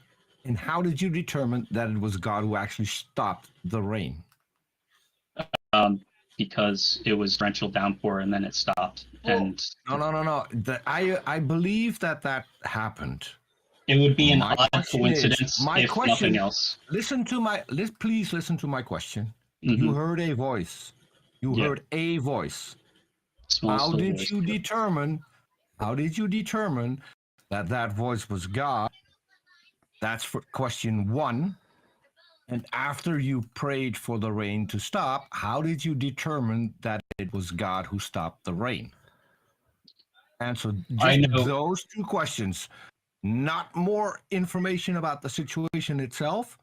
Yep. This is enough. Okay. First off, like I was saying, it's about a relationship. I know God's voice when I hear it, just like anyone. If you have a friend How do and you hear their voice, Peter, Still Peter, back to let the him same question. Peter, let him finish talking, please. yeah, I'm Aura, just trying go to. ahead. I'm just trying to finish. Like, if I hear one of my friends' voices, if I hear TJump speak, or you hear someone else on this panel speak, without even seeing the little panel or the light of green, you know who's speaking, agree. usually, if you know them well enough. I I agree. knew that because of the circumstance and because of what God was asking me to do. And I know that from the result that it's God, because God made a promise to me in that voice that if I prayed, he would stop the rain, and the rain stopped. That's a great. That was a promise, great and I know example. that God is truthful. So That's a great example. So if you look at my icon, it says Peter the Tucker. How Mhm. do you know that Peter the Tucker is my name and that you're hearing the voice of Peter the Tucker? Wait, his answer there was only- perfectly legitimate. So if he has a I- belief, God I is. only- I'm agreeing with you here. So if you believe God is speaking to you, and you believe if God is speaking to you, something will happen, and it happens, that's evidence. So you're perfectly fine. That part is epistemically rational for you to believe it was God who spoke to you. Fine. and then I was also going to respond to Peter. Actually, Well, I know. after I that, only Aura, know it. can I just say after you can? No, I'm gonna let you answer. Just after you answer, just let me ask you a question. Sure thing. I was also going to say, I only know what you have revealed to me. Just like how I only know about God what he has revealed to me. I only know that you're revealing that you're Peter de Tucker because your name says Peter Tucker. You said, I am Peter de Tucker. My little icon lights up when I'm speaking. That's how I know, unless you're lying, which that would throw off things, but it would still be you revealed to me exactly who you are. Okay, but so let's go back to the very first time you heard this voice. This voice said, I am God. How did you determine back then that the voice was God and not something you were I think hallucinating? I could have been hallucinating. That's always a possibility, but I don't think I was because of the circumstance, because of the conclusion to the events. And can I ask you, RSCL? So let's pretend I was alone with you with the thing. You said you had an answered prayer. You asked for rain, and it rained. No, I prayed. Rain. I heard God say, telling me, if you do X, I will do Y. And I did X, and Y happened. It was you wouldn't understand it unless you're there. That's why I was saying this argument is subjective. No, it's not. That's a perfectly good argument. being. That's objective evidence. That's not subjective. It's perfectly good that evidence. on board. So let's And I just don't- pretend that happened, and I see this with you. I'm there with you, and I see it happen. My question to you is, shouldn't we try to do this again? That's not how God works, though. That was a circumstance in which God told me what I could do, and I'm the one who reacted to God, not the other way around. The only real God initiated it. The only real issue I see with this is that, then I'd have to ask, Aura, by what methodology did you eliminate your confirmation bias? I don't think you can, but I would say that if that didn't happen, I would look like an absolute and complete fool, right? Well, not necessarily. TJump is correct. What you're giving would be solid evidence. Especially, it'd be even better evidence if we could replicate it and we could actually, create a model, a predictive model that works for us. Like, like this is what we have to do at these specific times to pray and make the rain stop or make the rain start, depending whatever. But the problem is that the issues that are here is that even though I agree with TJump that you made a perfectly good argument, it's perfectly good evidence for you. The problem is that one, it can't be replicated. Well, that's one thing, but the biggest issues go towards your personal experience. One, there's no methodology by which you can differentiate, between your internal monologue and what you think the voice of God sounds like. So we have different voices in our heads for different people. Agreed. But sometimes those are our internal monologues that we are putting the voice of the person that we're imagining onto that. So you may have an idea in your head of what God looks like, what God sounds like, but you can't differentiate between what that God is saying to you and your own internal monologue, what you think God would be saying to you. I don't think that I matters. agree 100%. So no, Actually, I'm because just saying that's one thing to take into consideration. We can say that it doesn't matter, but that's an important variable I to didn't take into say account. And it two, didn't matter. I agree 100%. if you already pre-held the belief that God exists, then you believe that prayers work, despite the fact that they're a violation of free will. But you believe that God exists, which means that the interpretation of a potentially a coincidental event would be interpreted as God existing and God granting a prayer, because you already hold the belief. So you haven't eliminated your confirmation bias. A strong, strict methodology would eliminate that. So Well, first you thing, could first thing, say- I want to jump in here for a little bit. First thing, it doesn't go ahead. matter how you determine if it's God or not. If you have a hypothesis, you can make the hypothesis based off literally anything. If you like spin a magic 8 ball, that's fine. So if his hypothesis was God spoke to me, that's perfectly fine. Doesn't matter. It doesn't matter if it's justified or not. He can say God spoke to me. If God spoke to me, I would expect this to happen. This happened. Therefore, I'm rational to believe God spoke to me. So the justification of why he believed it was God was the prediction and its efficacy. So he's perfectly rational to conclude it was God who spoke to him. He doesn't need any further justification other than the fact his prediction occurred. That's it. So he's perfectly fine. That answers both JL's and what's his name, Peter's questions. So that part is fine. The problem is the next thing you guys both asked, which was how do you determine that wasn't just coincidence? You can't replicate it.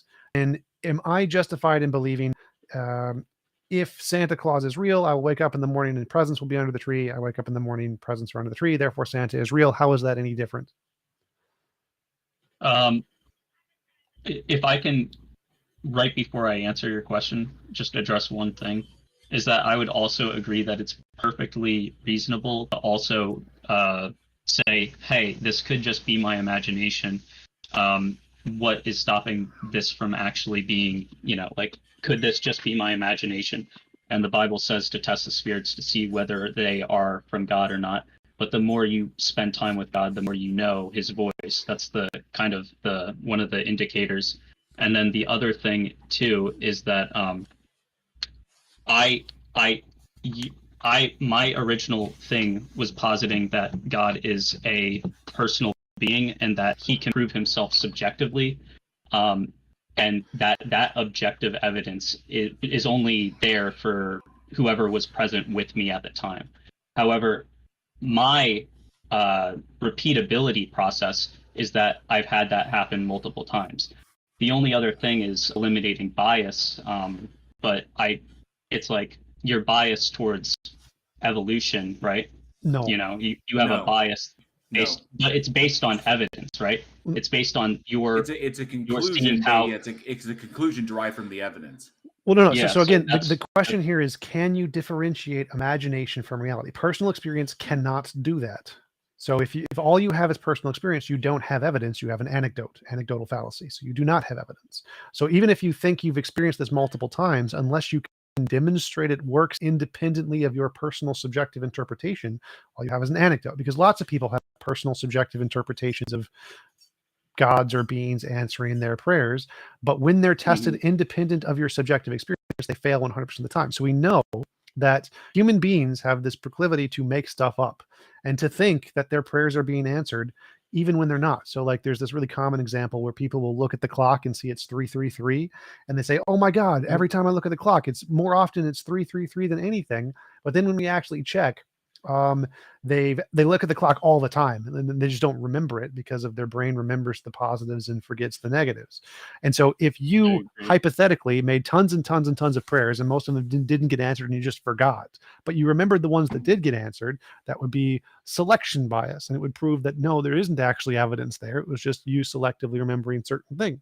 And so for you to actually demonstrate this works, you need to be able to figure out objectively, not just your subjective experience, does this actually work, to be able to filter out, is this just a part of your imagination? The fact that it's happened a lot of times to you is no different than the people seeing that it says 3:33 on the clock a lot for them. Of course it does. That's because your brain remembers the hits and forgets the misses. And that's one of the fallacies of human cognition, which is why you are not allowed to use your personal experience as evidence. Well, I would agree, but I'd also say that if you were all in my head 24/7, you would have seen the things that I've seen, and you would also be able to remember, or if you were thinking critically, imagine like a peanut gallery. I truly believe that if you were in my head and you were able to see through my eyes and you were with me 24/7, you would see the evidence that I've been presented with, and you would come to the realization that God is real. Yeah, based on that but evidence. given that we Yes. can't do that, when we critically approach what you're saying, we can't, because it's your personal experience and we can't replicate that, and we can't live in your head or be in your head, then we cannot eliminate the possibility of misinterpreting coincidental events. So we can. I think the problem is that I'm saying that you can repeat it, but you have to repeat it subjectively. The Bible says specifically that if you seek me, I will reveal myself to you. If you seek me with an earnest heart, seeking to find me. If you truly believe that if I exist, that's also the thing. You don't have to say God exists. You can say, God, if you exist. And I know you guys are going to say I prayed and this and that, but I think the real issue is acknowledging whether those prayers were in earnestly. But there's the problem. But there's the problem, Aura. You're suggesting that belief must come before evidence. No. The test is if, then why. And it says if God exists, and if he is truthful, and if he says that I will reveal myself to those who seek me with earnesty, then he will reveal himself. You don't have to believe in God. You just have to believe that if he exists and this is his character. But that's belief. But that is belief before evidence. That's believing it exists. That's a test. No. But that is confirmation bias. No, it's not. Literally, yes, it is. No, it's Believing not. something exists so that you can find the evidence that to support that existence. That's just hypothesis. No, that's wait. So that's just a hypothesis. If you believe magical fairies are in my butt, you will be able to see the magical fairies. So you look and you don't see them. So you could, any hypothesis you have to accept. If it's true, then you'd see the consequences of it, and then you look for the consequences of it. That's all he's saying. Yes, but Aura is saying that we have to believe that it exists to find it. Therefore, therefore it will then reveal itself. No, he's just saying the same thing I just said. Where if you accept a hypothesis, you expect to see the conclusion. Therefore, you look for the conclusion. He's not saying you have to actually believe God exists. He's saying I can do it right now. If God exists, he'll give me a gold brick. No gold brick. Okay, then great. And if I don't believe it exists, then if I go searching for it, and it existing is not a conclusion because I don't believe that it exists, but I'm looking for evidence that it does, then why would I interpret any of the evidence as evidence that it exists? Well, if you've already come to the conclusion that God does not exist, and you don't even accept the premises of the hypothesis that if he exists, you can say, I don't believe in God, but if he exists, then why? Can I ask wait. Oh, so just to go ahead. Yes, that if that happened, that's the Pine Creek test. You were right. That would be phenomenal evidence. But guess what? Every single atheist, or the vast majority of them, who have converted from Christianity did exactly that. They genuinely sought, and they genuinely tried to find God, communing with God, and failed because he doesn't exist. So the fact that you think that if he would existed, he would present to any genuine, not what it's called, the non-resistant non-belief. That would be evidence of God if he talked to any non-resistant non-believer, but he doesn't. And so that's why most atheists are atheists, is because they were non-resistant non-believers or non-resistant believers, and he didn't speak to them. And so the fact that that doesn't happen is great evidence that it's false. But in the case, to go back to miracle claims, again, your personal experience is not in any way evidence, because even if I existed in your head, and even if I saw everything you did see, that would still not be evidence, because you need a way to differentiate, is this a figment of your imagination or not? And me seeing your personal experience does not tell me whether or not this is a figment of your imagination. You need a way to filter that out, and your method has not provided that. TJump, I had one more question. Awesome. You're good. I'll ask you after. All right, ask it with TJump.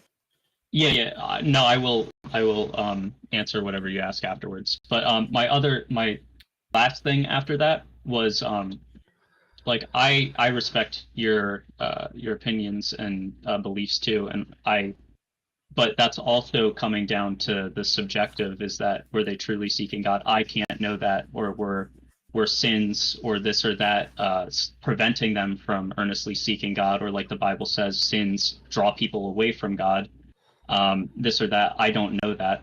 But also I would say, if you lived during the time of Jesus and assuming that what's written in the Bible is true, you see miracles done by Jesus and his followers, and they say, this is to affirm the testimony which we give that God raised Jesus from the dead, and that he is God, and he offers you a sacrifice for sins, this and that.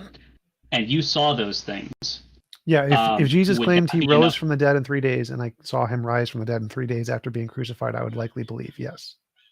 Okay, and then lastly though, but again, that is subjective, because when you go to someone who didn't see it, they're taking testimony for what it is. They either believe that you're a truthful person and that you're being honest about what you've seen, or they don't, or they just might not know. But for 100% fact that these things were done because of God. You've seen the miracles, you've seen what they've done, and then you go, okay, I might not be able to convince them, but I am 100% convinced because of what I have seen. And these people, through maybe no fault of their own, have not seen those things. So maybe they are justified in not believing those things. But I also believe that God presents evidence to those who would believe it. Can Okay, I but also Go ahead, Amy. ask? Well, I just want to know to bounce off what TJump said, actually, one of the great things about science is that our intuitions, yes, they're often right because of evolution, it's honed us, but sometimes they're often wrong. That's why it could be a rustle in just the wind blowing the bush, or it could be a tiger hiding behind it.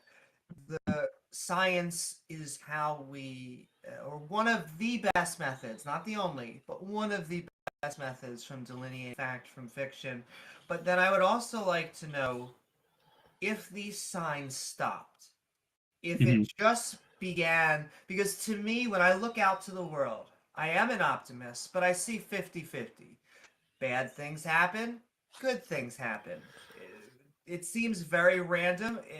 I think when we try and put good things out into the universe, it starts to push it in a specific direction, but that's us as agents doing that. I don't think it's a God. And so my question is, if you were to stop seeing these signs, is that your test for whether a God is true? Would you become an atheist?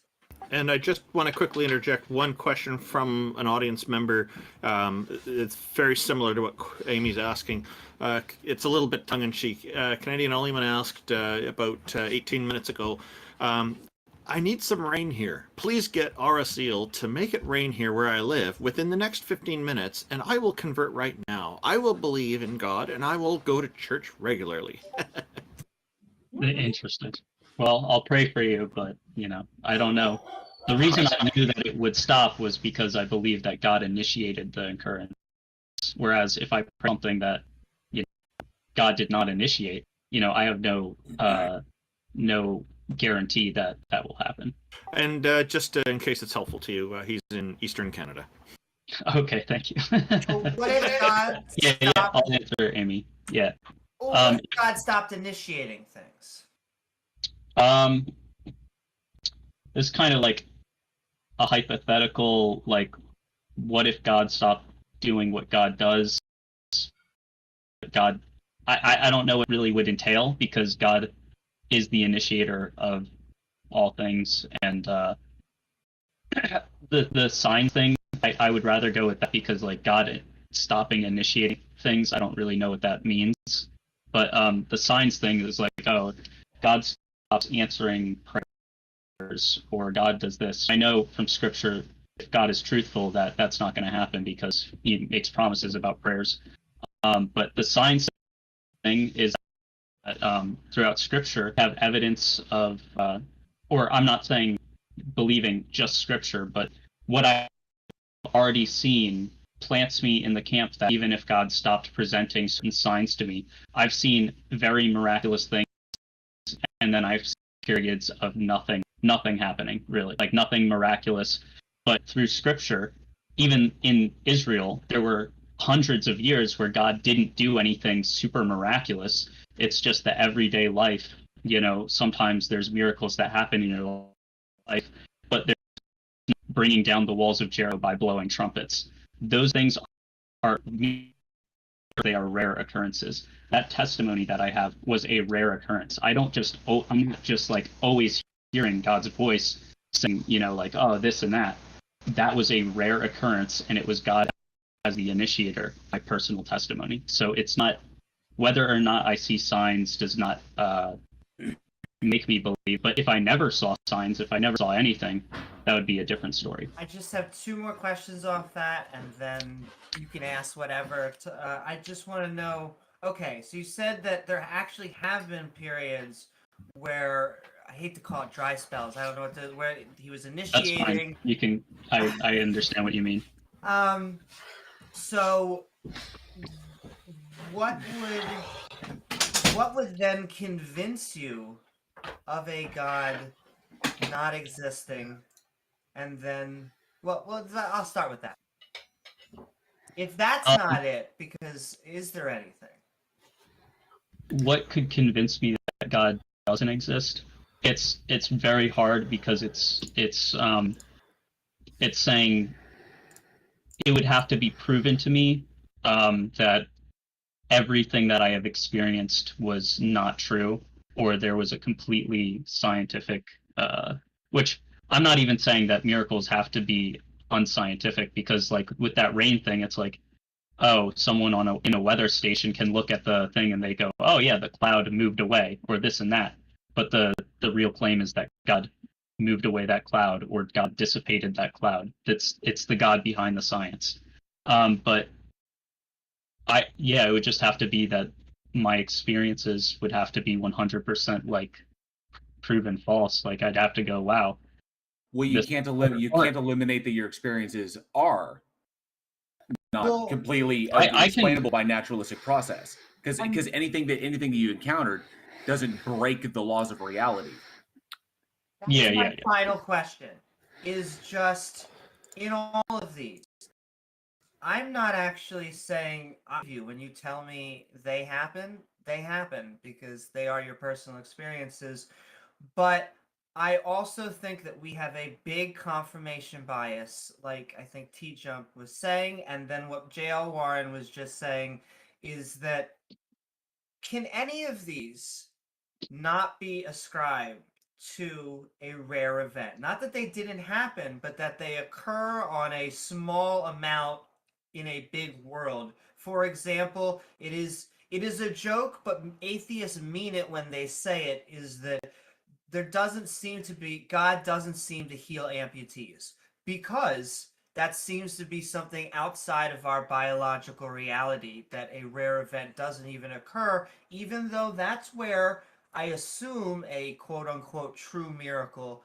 would have happened. And so, are any of these I have the testimony better than a rare event? Yeah. None of them seem to break reality. Like T-Jump's whole thing, like I pray to God for a gold down brick, from heaven, or this or that. I pray to God for a gold brick, and a gold brick appears. That would be a really excellent example. That'd be a great test. And then if we could replicate it, that'd be even better. But like that would be great evidence. But I mean, to just make a gold brick appear would be a violation of reality. So could I add something with it doesn't have to be like what seems like reality breaking, like walking through the sea on dry land, while you're walking through a tunnel of dry land while the waves are around you. It doesn't have to be anything like that. But I would say the verification would be the more complexity in the coincidence and having the same conclusion. Like I was saying, there wasn't just like I prayed for the rain to stop. There was, I heard a voice that said the guarantee that if I prayed that the rain would stop. That was more complex, at least you would agree, of a coincidence or a circumstance than just me praying for the rain to stop and then it stopped. Correct? Sure, and you are correct that the more complicated the example, the more it would be evidence. But let's say I can make it an extremely complicated, specific example. There's a particular optical illusion, has a Rubik's Cube on it, and there's two orange squares in the middle. And if you put the Rubik's Cube picture around it, they appeared to be completely different colors. And I can make a prediction that if God exists, then if I look at this Rubik's Cube, I will see two completely different colors, even though they're exactly the same. Now, I'm going to get this prediction right every time. Problem is that we know that that's a natural phenomenon that happens in the brain because human brains are not very well developed in certain instances. And so if your predictions are taking advantage of the fact of a problem in a human brain, they're not evidence, even if they're super specific. And so, what you need is a way to filter out, was the things that you experienced an example of one of those 10,000 fallacies, biases, illusions, delusions, misconceptions that humans have in their brain, or was it a genuine example? And this is why science is hard, because you have to filter out all of those subjective problems with the brain, and it's not easy to do that. And personal experience is especially terrible at that, which is why we don't accept personal experience as evidence. It's an anecdotal fallacy. I would agree. So here's my thing: is like I agree with what you're saying, and I agree that humans are flawed creatures. But the other thing, and this might be a little rabbit holey, because I'm still thinking about what you're saying. But you would agree as well that there are atheists who are blind faith atheists. They just believe in atheism because someone told them that, and it's the same way with Christians. It's the same way with confirmation bias, and that kind of stuff. I have to interrupt. I'm an atheist. I do not believe in atheism. That's one. Second, no one told me about it. Well, he just said there are some. He just said there are some. He didn't say all. There are atheists that believe for bad reasons, just as there are atheists that hold their position for bad reasons, just as there are Christians that hold their position for bad reasons. But it doesn't disprove the position. It just shows that there are certain people who don't have evidenced or good reasons for what they believe, which I probably have some bad reasons for what I believe, as I'm not to be critical, but I'm sure you guys would also say, I'm looking for the best evidence. I might not have the best evidence for what I believe right now, but that doesn't mean that my position is false just because I don't have the best evidence. Well, I just want to put in, yeah, you're right. It's not evidence that your position is false. What we want to know is what you're claiming evidence at all? That's the interesting question. It's evidence, not for you though. No. Is it evidence for you? Is it evidence of any kind for you? And until you have a way to filter out your personal biases and those tens of thousands of illusions, delusions, misconceptions, then it is not personally good evidence for you, and you should not believe it. I think if people are truly seeking the truth, again, you only have my testimony for what I'm saying, but I truly seek the truth to know whether something was or was not from God, or if it was of God at all. Well, that doesn't matter. It doesn't matter what you're seeking. Like, I know, even exactly, if I'm seeking truth, and I seek truth to know God exists, and I say, if God exists, I'll see the optical illusion with the Rubik's Cube, I'm still seeing an illusion. What you need is a way to filter out, is this an illusion, delusion, misconception, fallacy, or bias? And so you need to filter out each of those 10,000 different biases that we have. You seeking truth doesn't do that.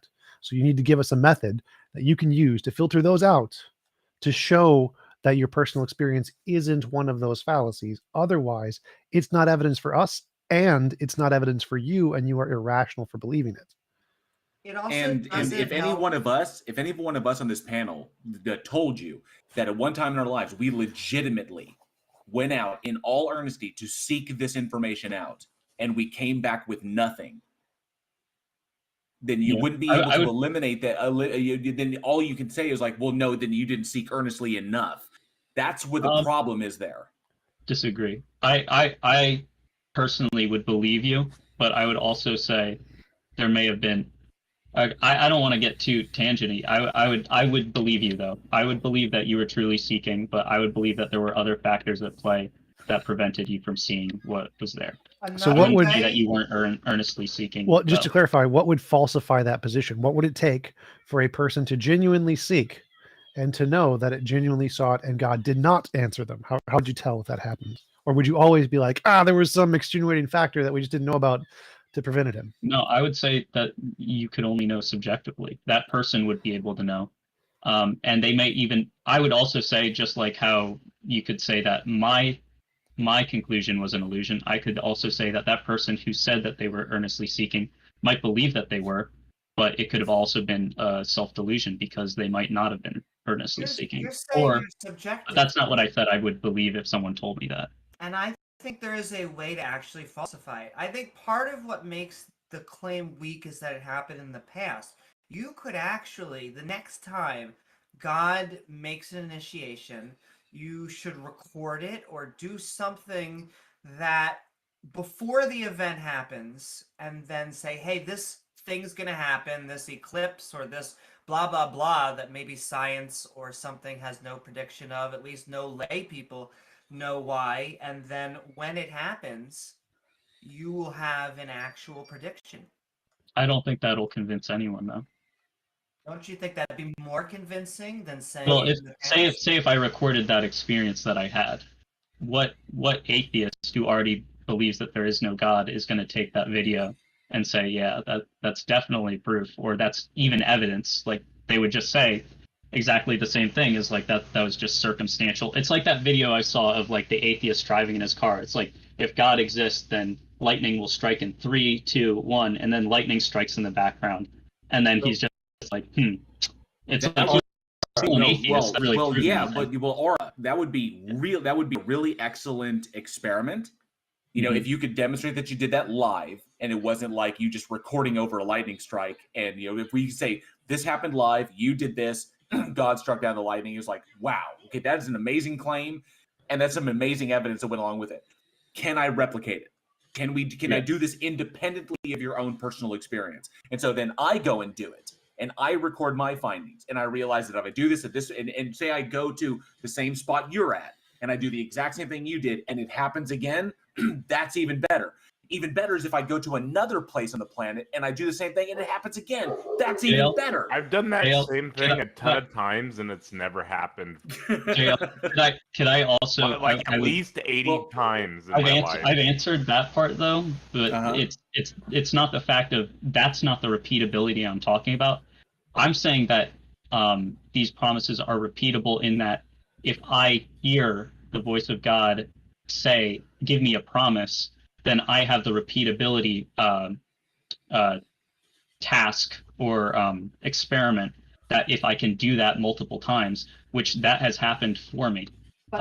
Not everything the same thing. It doesn't mean that if I continue, like now I just have that power to pray for the rain to stop. That's not the repeatability that I'm talking about. And it's not any ability that I have on my own. And it's not something, like I'm saying, these are the way that God works, at least according to what I believe, is he proves himself subjectively because he is a personal relationship being. He has a relationship with you guys, even if you don't believe him, and he's actively working in your lives. He works through people, he works through signs and miracles, and the only point of signs and miracles are so that you may believe that he has this power and he is who he says he is. That's the only reason that happened that night. Can I tell you what that would prove? That would prove not that maybe when you ask God, like you're saying, you can't just ask God for anything, but you know what that would prove, as far as I can tell, that would falsify that God is initiating things. A voice tells you something, we don't know where that voice is coming from, but it tells you something and it happens. Yeah. Yeah, well, I mean, it would falsify it if you'd be able to record it. So there's a problem with saying that you wouldn't know what I'm saying, and you wouldn't be able to hear the voice in my head. There's a problem with saying that God has a relationship with me, because a relationship to me has to be reciprocal, have some reciprocal elements to it. I have a relationship with you right now that we're on the stage together. It's a very minor relationship, a casual one that we don't know each other very well, but we're able to interact back and forth. And with all the people here, we have some kind of relationships, but I don't have any relationship with any goddesses or gods because there's no response coming from them to me. So if it's a one-way relationship, it's not a relationship. It's just somebody appealing to something else or someone else. Wouldn't it be the other way around though? That you're not responding to him, but in what I believe, he's still providing for you. He's still working in your life to give you food and shelter and this and that every single day. So regardless of whether that's the case, and I'll grant provides his relationship. Hang on, I'll grant that may be the case. That's still not a relationship if I'm not responding. Well, I'd say that's a relationship in that he's your provider. That's his relationship with you. That's Well, not. He wants a deeper relationship, which is it's communal. also really And problematic. he's going to have to show it, and he Yeah. knows. Yeah, that's the Randolph thing. Randolph is correct on this. It's Guys, deeply that would be- well, that hang would on, be Peter, easily Peter, testable. Peter, hang on a sec. It's also deeply problematic that you're asserting that this is what this God wants with human beings. Okay? Mhm. But it relies on the worst possible evidence. It relies on logical fallacies. It relies on things like faith in order to have these things when it doesn't need to. So it relies on people suspending logic and reason and rationality to have this relationship when it doesn't need to do that. And it would be more intellectually honest for it to simply come forward and say, I exist. You can choose to have a relationship with me or not. And it's your free will to choose so. And you won't be punished if you don't, but you just won't get all the rewards if you do. So, but instead there's the metaphysical gun to our head of hell. So this is what's problematic about this. Why all the rigmarole, especially when any test or lesson or goal or desire in the face of an omniscient and omnipotent entity, they're all completely arbitrary. Can I respond? Go for it. Okay. Yeah. I just wanted to wait for you to finish. I think your problem seems less to be that you believe that it's illogical the way that I believe that God reveals himself, but I believe that you think I believe that it's irrational in the same way that I was talking about before with that the relationship thing is if you have a problem in the way that God reveals himself, but that's in any relationship. It's like if I force someone's hand and I say I want you to act this way, that's not a good relationship. That's more of an abusive relationship. No, but it's not. I'm not asking it to force my hand. I'm saying that God's omniscience and omnipotence would entail that it knows the best way to reveal itself to human beings and allow them to still make a choice to follow it or not, because it has free will. So it knows infallibly the best way to reveal itself to human beings in a way that they would know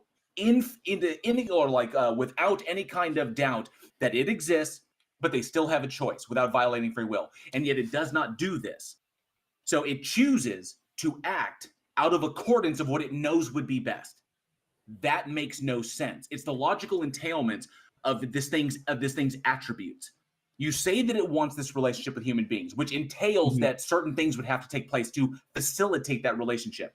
You say that it has possession of all true propositions in reality, which means it's omniscient. You say it's capable of any action that is not logically contradictory, meaning it's omnipotent.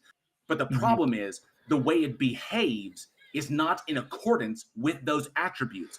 It deliberately moves in ways that are complex, complicated, completely and totally subjective and open to interpretation, and in some cases doesn't even give evidence of itself at all to anyone. So the curiosity is, why set up this really weird system when all of it, if this thing actually exists, is completely arbitrary? Because ostensibly, being omniscient and omnipotent, it could blink everything out of reality and blink it all back into reality with no effort or even expenditure of resource. And we wouldn't even be aware that it did it. It wouldn't even be an evil act if it did that, because it itself is the arbiter of its own actions. So because it defines itself as all good, then if it blinked us all out of existence with no explanation, that would still be a good thing. Okay, so that's what was the problem with it? It's following the logical entailment of this thing. It doesn't act in the accordance that holds those attributes. There's a point of nuance over here. The point of nuance, but I'll go ahead, Ariel, and then I want to cover that. I wanna answer you. I also want to. I would talk all day, but I want to give people on the panel a turn after I'm finished, if that's all right. To talk. So Go ahead and answer. Yeah. yeah, what I would say about that specifically is that I don't believe there's a problem in saying God's only goal is that you have a relationship with him. He's also has the goal that not the goal. There's a fact of his nature is that he loves you, and in spite of what you might believe, or in spite of the complexity of how he acts out of love for you and for I, and he does what it takes to save souls that would willingly come to him. There's another problem too, is that I think you would acknowledge that if what I'm saying is true, that Judas is more responsible for rejecting Christ than anyone else because he had the most knowledge, the most evidence, and he knew Christ personally and most intimately than anyone else. The Bible says that he's punished worse than anyone else. So there is a thing that if someone rejects Christ based on their knowledge of who he is, he doesn't want them to suffer as much as they are going to suffer in spite of his justice. So I don't know why you haven't received as much personal thing, or you haven't accepted as much personal experience of who God is as I have. But there's also the possibility that God is doing things in such a way that people will not suffer as badly as they would have otherwise. I don't know if that's true or not, but that's also my belief personally. I have a question God about is that. going to be, if God is omnipotent and omniscient. Peter, hang on a sec. Hang on. If God is omniscient and omnipotent, he can end all suffering. So this argument to me doesn't work. He's just, so he has to punish. There's a point of nuance that I would like to delve into a little bit here, because the way you were responding earlier before JL responded to you a moment ago, it was like, I feel that what you're noticing with us is we're not closed to this idea of a relationship with a deity, any deity. It can be a god or a goddess or a number of them. The thing is, I think people are missing this and misreading it as something else. It's not that we believe, it's that we are not close to it. We're welcome to it if it happens, and it hasn't happened. We're not seeing it. It's just not there. The reciprocal aspect of it isn't there. And what JL highlighted about this deity should already know what it would take, I agree with. I think that's right on the mark, because there's so many people claiming that this deity is that their deities are omniscient or have at least enough knowledge to be able to do this, and enough capability to do it as well. Yeah, and essentially, Aura, all you did was appeal to God moves in mysterious ways, which technically isn't even biblical in that respect. But I'm trying to reconcile. I said I could be wrong, by the way. I'm trying to reconcile why this entity behaves in an illogical manner. That's my problem. And also, given it was pointed out in my live chat, someone pointed out in my live chat that this entity, by virtue of its attributes, doesn't require anything from us, because it is omnipotent and omniscient. Okay, so it doesn't need worship. It doesn't need loyalty. It doesn't need a relationship with anything. Okay, these things eliminate the necessity of any kind of test or lesson or tribute or whatever. Literally, God, in all of its infallible foreknowledge, could just create human beings in heaven with the knowledge and understanding that it wants us to have, with free will. It could do that. Just like angels. No, we wouldn't be angels. It could differentiate. Angels have a certain category, humans another category. And we would just be in heaven. We would just be in heaven with free will, knowing and understanding what it wants us to know and understand. I have no idea how this relates to like the original topic. Like, you need evidence. You don't have any evidence. Yeah, I would also add, if you just give me literally 1 second, I need to think for a sec. The way that God moves relationship-wise is that he reveals himself progressively. There's a progressive revelation that he gives. He gives a general revelation of who he is to every person on the earth. Whether or not you know who God is, And it's over the course of time that we either reject God or accept him and are revealed more things based on our openness to see more things. Okay, then I just have, in response to that, I just have one last question, and either Peter can jump in his, or we can move on, or whatever. But I have one. If I go through the course of my life, and I earnestly seek all this evidence that's supposedly there, and through the course of my life, I look at every scrap of evidence I can get my hands on, which is, you know, not everything, because I'm only human. But if I get to that point and then I die, and I am an atheist, and I've come to that conclusion logically, critically, and rationally without making any assumptions about anything or agreeing to something out of fear or desperation. So, and I come to this critically, logically, I use every tool that supposedly your God gave me to come to a rational and logical and justified position. And then I die and go to heaven and I get judged. Will I be sent to hell? You're only sent to hell based on your desire to be separate from God. But there's a so here's a separate thing. This is more I believe that everyone who is not in Christ you will say go yes to or hell. no? What, Ara? I'm trying to clarify my position. No, if there's no clarification, the reality is this: if people are judged on knowledge. In your worldview, yeah. If I come to the conclusion from an examination, a critical examination of the evidence, that no God exists, after examining everything I could get access to, diving into everything, and I critically and rationally and logically using all the powers that supposedly this God gave me to conclude that this thing does not exist, and I die an atheist. And then I go to heaven, because this thing does in fact exist. I go to heaven, and God knows that I logically and rationally and critically came to this thing with all honesty. Would I still go to hell? So that's kind of presupposing that if you did it rationally, you would come to the conclusion that there is no God. Which, but if God exists, then that would be wrong. Okay, so he came to this conclusion to the best of his knowledge that it's rational. Yeah, okay. To the absolute best of my human capability, this is my conclusion.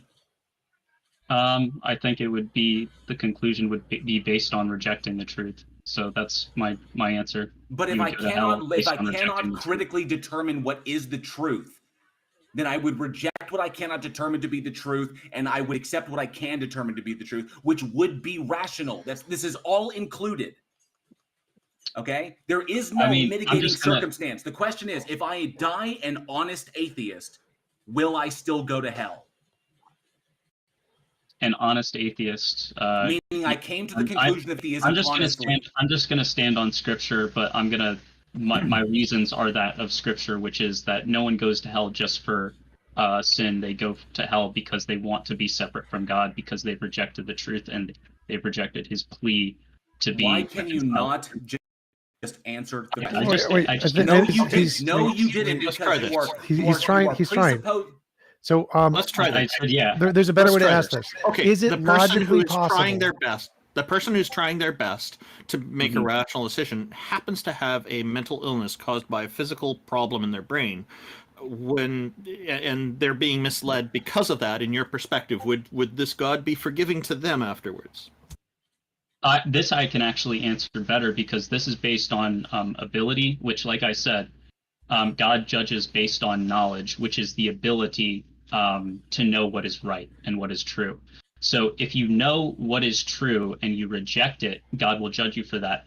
It's kind of like God saying, I'm going to judge you, the person in the wheelchair. If you don't stand up, I'm sending you to hell. The person can't stand up, and then God sends them to hell. That's not how God works. God enables people to believe the truth. That's why I'm answering it. That's why I'm saying. Aura, I am. That is not what I'm going after. Is this? Well, Randall. If I cannot determine that a thing is true, I will reject it as being true because I cannot determine it to be true. Just because you state that God is true does not mean that I can determine it for myself. If I go through the course of my life and I critically and rationally come to the conclusion that this thing does not exist because there is no evidence to support its existence, because it doesn't provide any explanatory power about the world, and I can't make any novel testable predictions with it, there is nothing to support it beyond pure emotional appeal. And I will not, being a rational and logical and critical human being, I will not say a thing is true just because it makes me feel better. If I come to this conclusion, can I answer Randolph's though? No, and I answered the you. problem Yes. is, the problem is you are dodging what I'm asking you. No, I didn't. Hang on, both of you. Yes, you Stop for a did. sec. Just stop for a sec. RSL, the purpose of my question was to bring out this factor so that JL Warren could continue with his line of reasoning here, because I think it helped to exemplify it. So please deal with him. Yeah. Yeah. So my if I answer come is to this conclusion, rationally and logically and honestly, please. Then would I still be sent to hell? If you have the ability to know the truth and you reject it, like you said, I rejected the truth because I was not. Why are you changing what JL says? Yes, Why did you do that with Randolph? I just repeated what he said. The only thing I add was 100%. That's the only thing I added. You did not. You did not repeat what I said. I said I reject things that I cannot determine to be true. And I accept things that I can determine to be true. If I cannot determine critically, logically, rationally that God exists, then I will not accept that the claim that it exists. If you do not have the ability. If I die a critical, logical, and rational atheist, come to the conclusion honestly, expended all effort, and this is my conclusion, would I still go to hell? So I'm trying to answer you, and I would appreciate. I'm trying to answer. Whoa, Peter. I'm trying to be honest. Wait, I'm trying to answer this honestly as I can. Hold on. Okay, I'll just let you. Peter, stop interrupting. RSL is going to say yes or no now. He's about to address a question. Let RSL say yes or no, and then we'll move on. I said yes, you would go to hell, but before you respond, if the preposition or proposition that you literally can't come to the determination of truth, then you would not go to hell if you were someone who literally does not have the mental capability of coming to the truth. That would be the determination. But if you truly can come to the truth and you reject it, then that's a different thing. No, but if I can't determine it, can I try? Peter, hang on. But if I am unable, if I cannot, rationally come to a conclusion that a thing is true, then I will reject it because I cannot come to the conclusion that it is true. Can I try? That's inability versus choice. Can I try to explain the question? Then you would go to hell if it's inability. Why are you changing it? He doesn't understand. He doesn't understand what you're saying. Neither of you are explaining it. Neither of you are explaining it. Hold on, let me speak. Oh my God. JL has been specific every single time that it's not a choice. Every single time you answer him that it is his choice. Why are you? I gave the two options. Let me explain it. Let me explain it. You guys are terrible at this. You guys are so bad. Let me answer question. Peter, why do you keep changing it? I don't think Peter can hear me. Peter, knowing. All right, TJump, go ahead and go. Oh, he's asking. I am an atheist. I didn't say JL was dishonest. No, I'd like to hear TJump's. I'd like to hear TJump's take on this. Go ahead. He's asking, I have lived my life as honestly as I could. I have honestly sought the information from all perspectives, genuinely seeking a God. I was not biased against a God, but there was no evidence. So I used all of my intellectual honesty, all of my seeking evidence genuinely, found nothing. Am I still going to hell?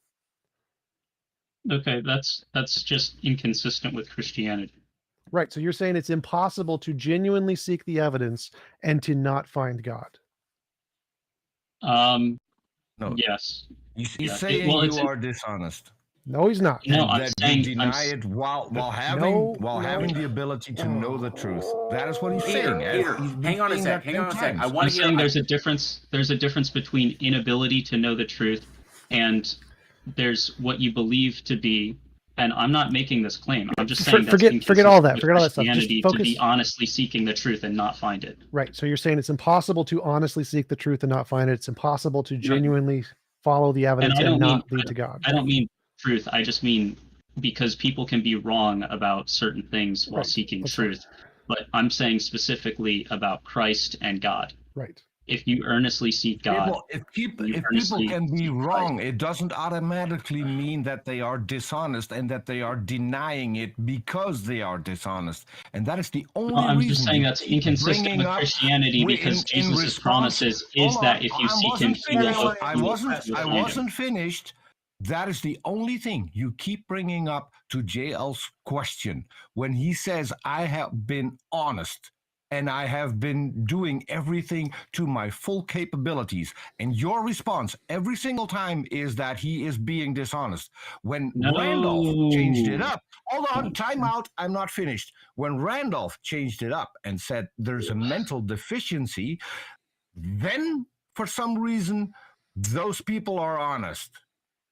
Why can't you be honest? Why can't you be honest and go off of the example that why don't you stop talking when people are telling? Why don't you stop talking when people are asking you a question? JL was specific. JL told you 10 times that he was honest and that he was sincere and that he used everything in his ability to seek God. Why are you the judge whether or not he is dishonest, and why do you keep calling him dishonest and won't answer the question? Okay, can I answer? Yes. Okay. I didn't call him dishonest. I said that proposition, that proposition is inconsistent. Peter, let him talk, man. Let him talk. Go I'm ahead, just Aura. saying that proposition is inconsistent with Christianity, which I believe. So it's an inconsistent. That's all I'm saying. But I'm saying if there's a difference between, and just because you're honestly seeking and you're not a Christian yet, does not mean that because there's also the thing. I'm not making. Guys. Can I I think I found a better way to ask this. Aura. I think I found a better way to ask this. Yes. Would your God hold me accountable for evidence that I did not find? No, because you did not find evidence. Okay. So if I honestly search if I honestly search the world and everything I can get my hands on to find evidence for this thing so that I can believe in it, and I never find it, and I die an honest and rational atheist by virtue of not finding the scrap of evidence that would convince me or would prove it to me beyond a shadow of a doubt, just by virtue of being human, and I can't access the entire universe. Say there's evidence out there, but I never find it despite all of my honest endeavors.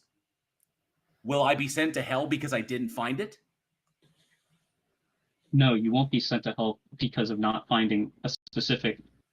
So you're not held accountable for evidence you did not receive, but you are held accountable for the evidence that you have received. That's it. Okay, so as long as I die an honest atheist, I get to go to heaven. If you die completely ignorant of everything or with a mental disability, then you would go to heaven because you have no knowledge. But God in Scripture, that's why I'm saying it's inconsistent with Christianity, because God in Scripture says that everyone is held accountable because everyone has received general revelation. That's terrible evidence. Hang on, Peter. That is terrible evidence and no reason to believe it just because a book said it. So well, you're asking me based on Christianity.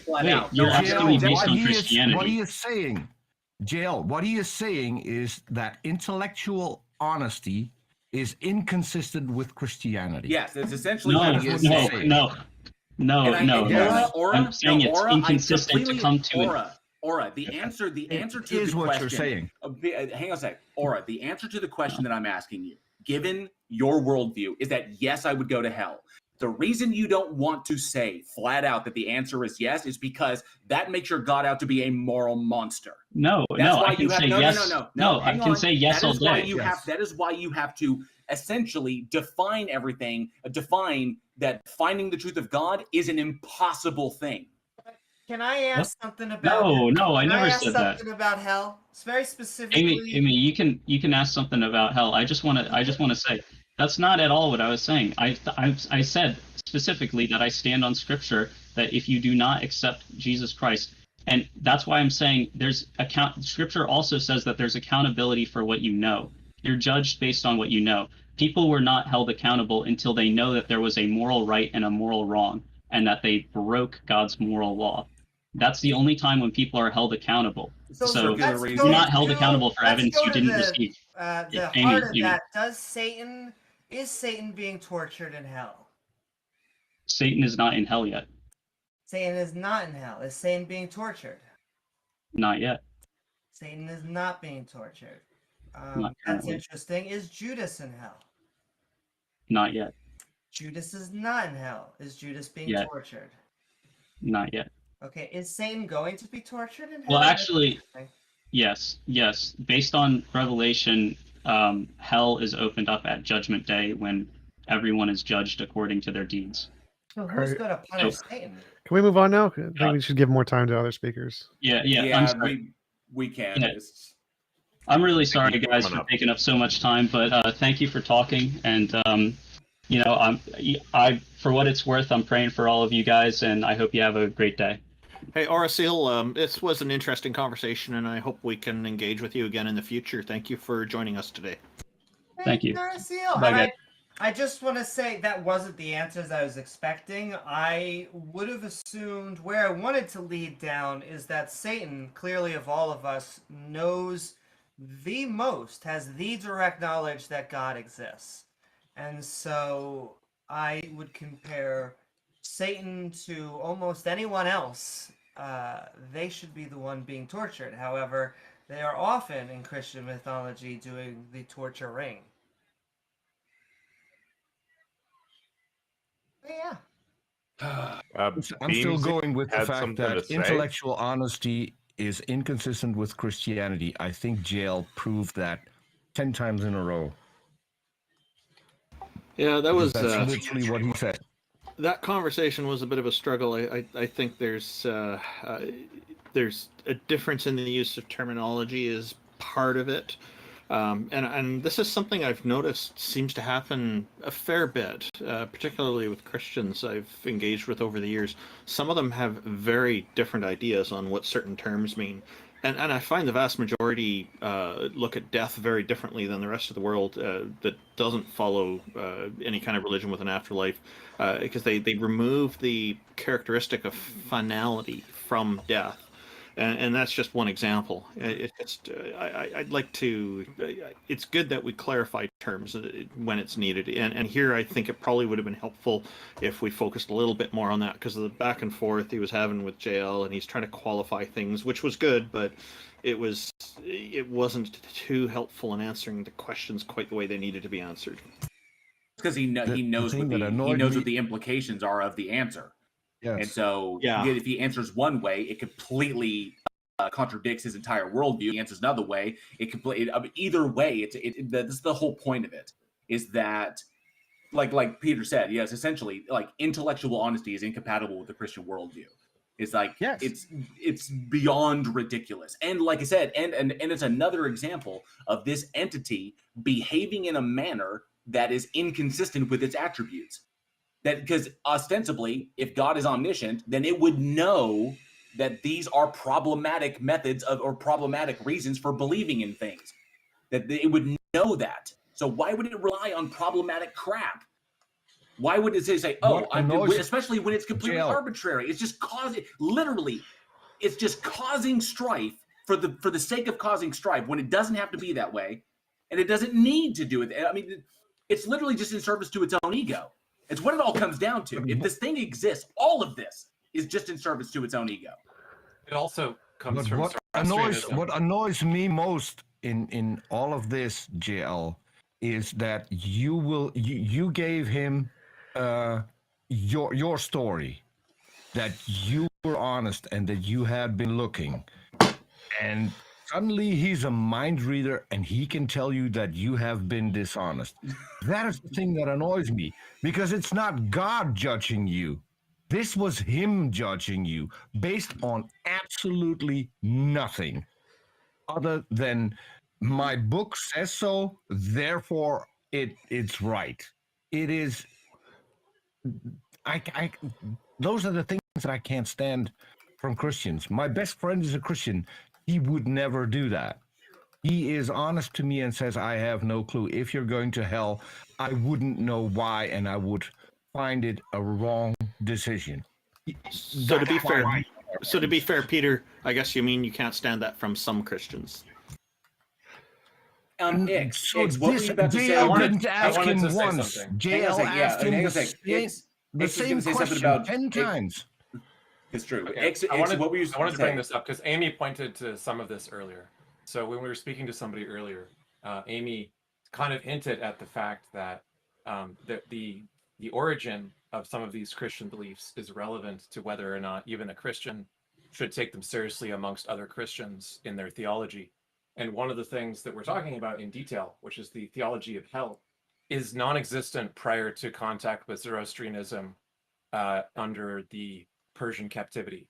So prior to Persian captivity and the encounter with Zoroastrians who saved the Jews from captivity by the Babylonians, the only mentions you have of punishment of the Israelites are punishments by God. God directly punishes the Israelites by causing them to have strife. And the other stuff about hell and good and bad and moral decisions and whether you go to heaven or hell, that came from Zoroastrianism. So most Christians, Muslims, and Jews haven't examined the historical development of the changes in the theology within Judaism and in contact with Zoroastrianism and other faiths, how it evolved into later Judaism and Christianity. Well, man. Well, for one, I am glad that I'm an atheist, because my best friend, and let me just a little story. He's from Syria. He's a Christian, and he's a refugee. He fled from Syria after being in captivity for an entire year, being physically tortured for an entire year, only because he was a vocal Christian in an Islam country. If Yeah. God is just and didn't want to punish him, he did a pretty bad job on him, because he's one of the nicest guys and the more compassionate people that I know. Yeah, the thing is, when people So- experience really intense, kind of life-alteringly difficult situations, or just amazing events that they attribute to the explainable by God, the intensity of that experience tends to correlate with how firmly they believe and how much it alters their views and cements those views for the long term. So it makes sense that an extreme event like being conquered and liberated made them favorable to the ideas and beliefs of the people who liberated them. And they regarded the king of Persia as a savior. And he's one of the few foreign leaders who's not a Jew who they, are very, very praising of. And it's just like when you pray that the rain will stop, and it does. In the moment when you really wanted to prove to your friend that it's important that you could do this, it's much more of an important story to you and changes your life than if it was just on a random Tuesday and it didn't help you convince your friend or something like that, right? And I think anyone who holds an Abrahamic faith, or any other religion for that matter, if you want to be taken seriously, by me at least, I think you need to look at the origins of your faith, look into the archaeological and scholarly tradition that studies the origins of the faith, and do an honest comparison between, do you believe a set of beliefs that are handed to you at the end without knowing where it came from, or do you look into where the sausage came from and still hold that belief after understanding all the history of how human beings compiled and changed and altered and revised their beliefs in response to drastic circumstances like being invaded and held in captivity and having Jerusalem sacked and so on. All of these pivotal events changed theology drastically.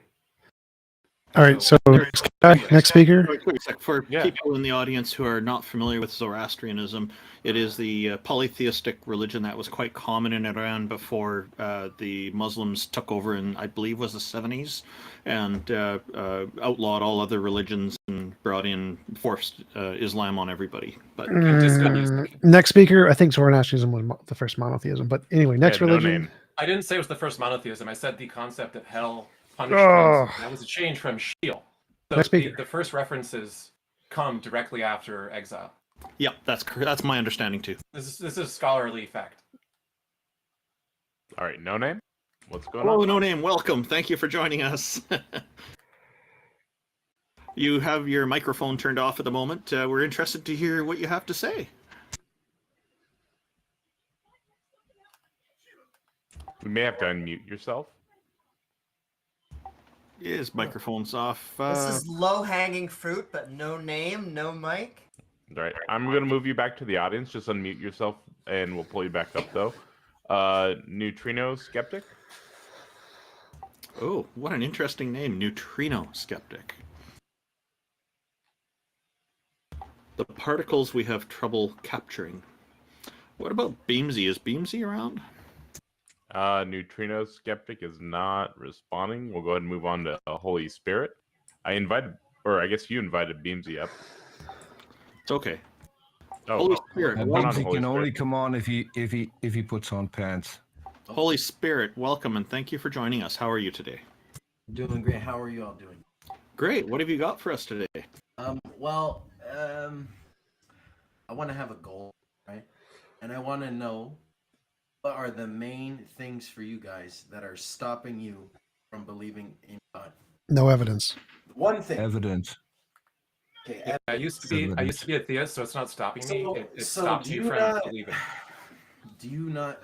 Although I have to say now I'm actually talking to the Holy Spirit, I might be convinced after this conversation. But And I have one additional answer, but let's hear what you got for evidence. Okay, so you want evidence, right? Sure. And what would suffice as evidence for you? Novel testable predictions or I don't know. anything that can differentiate imagination from reality. So for me, because the deity is omniscient and omnipotent, I would require that they provide me with those capabilities for 1 fortnight, for 2 weeks, so I can experiment with it and confirm for myself. Okay, but that's not, Hang the on, place hang on. that- You just asked what the criteria is. That's fine. It's And still now evidence, you're trying to right? disagree with the criteria. But I have to jump in because I have to go to the bathroom. I have to take a quick leak. So too much How about- information. well, I want to explain while I'm leaving. I have to go for a minute, but I will be back. Okay. The Holy Well, Spirit what we'll doesn't do, leave you. we'll go on to our next guest, and then we'll bring you back on when you come Yeah, back. yeah. Go ahead. Go ahead. Yeah, okay, thank you very much. And while you're doing that, I just want to say it is the lack of evidence plus the It is- fact that a mind seems to need some sort of physical conduit. I've also I heard from Jefferson Spatchcock was having a conversation about this and was saying that by virtue of its of its attributes, then the only way to know that God exists would be to be omniscient oneself. So I agree with Randolph Rich's, like if it were to bestow omniscience upon me to know this, then so on and so forth. So I'm asking for 2 characters, omniscience and omnipotence, not the others, not the other omnis. I also like that they complain. And let me tell you something. If a god can do anything and everything, then by that definition, they should be able to do, once again, everything and anything. And I think it would be irresponsible. I have a very easy standard. Peter, okay, go just a second, Peter. I think it would be irresponsible to take omnipotence without omniscience, because with omnipotence, somebody could do a lot of damage unintentionally and unknowingly. So go ahead, Peter. Yeah, I have 3 points. An all-knowing God knows the evidence that I need to be convinced of his existence. An all-powerful God is able to provide that evidence, and an all-loving God would want to give me the evidence that I need. Ooh, all loving. That's an interesting take. Although I If agree with that is TJump, not we don't need to happening- go to. We really don't need to go to such extremes. Such extremes would be great, but TJump's correct. I've always agreed with him on that. Novel testable predictions that enable us to determine the difference between reality and imagination. Fantastic stuff. We could just I'm go fine, with that. I'm fine with that too. At the bare minimum, that would be great. Yeah. Yeah, but so if I'm going off of our previous guest who has God talking to him and performing miracles live when he asks for them, I mean, that is pretty convincing. That would convince me as well. But I can't do anything, apparently, in order to get God to talk to me and to let me experience those things. So it's not up to me. It's really up to God. He needs to, if he wants me to know that he exists, which he, according to the Bible, he does, then it's really easy. In those Abrahamic religions, he was doing it all the time. He was basically a first-person character in the Torah and the Gospel. Can we move on to like the next speaker or It's funny something? how all of that Move on to stopped the when next people speaker. had cameras and phones and stuff. Next speaker. Yeah. Are we move we to can move move on? on to We'll next go ahead and guest. move on to Okay. the next one. Your Honor, we've got you next up. Your Honor, come on up. The bench is yours. And if anybody else would like to come up here and chat with us, try to prove your Bring God, the ask gavel. questions, feel free to raise your hand. Hello, Your Honor. How are you? You're going to bang a gavel for us, please. How are you doing today? Hello, Randolph. How are you? Hi, TJump. Hi, Amy. These are the people that I know. Hi, everyone else that I don't know.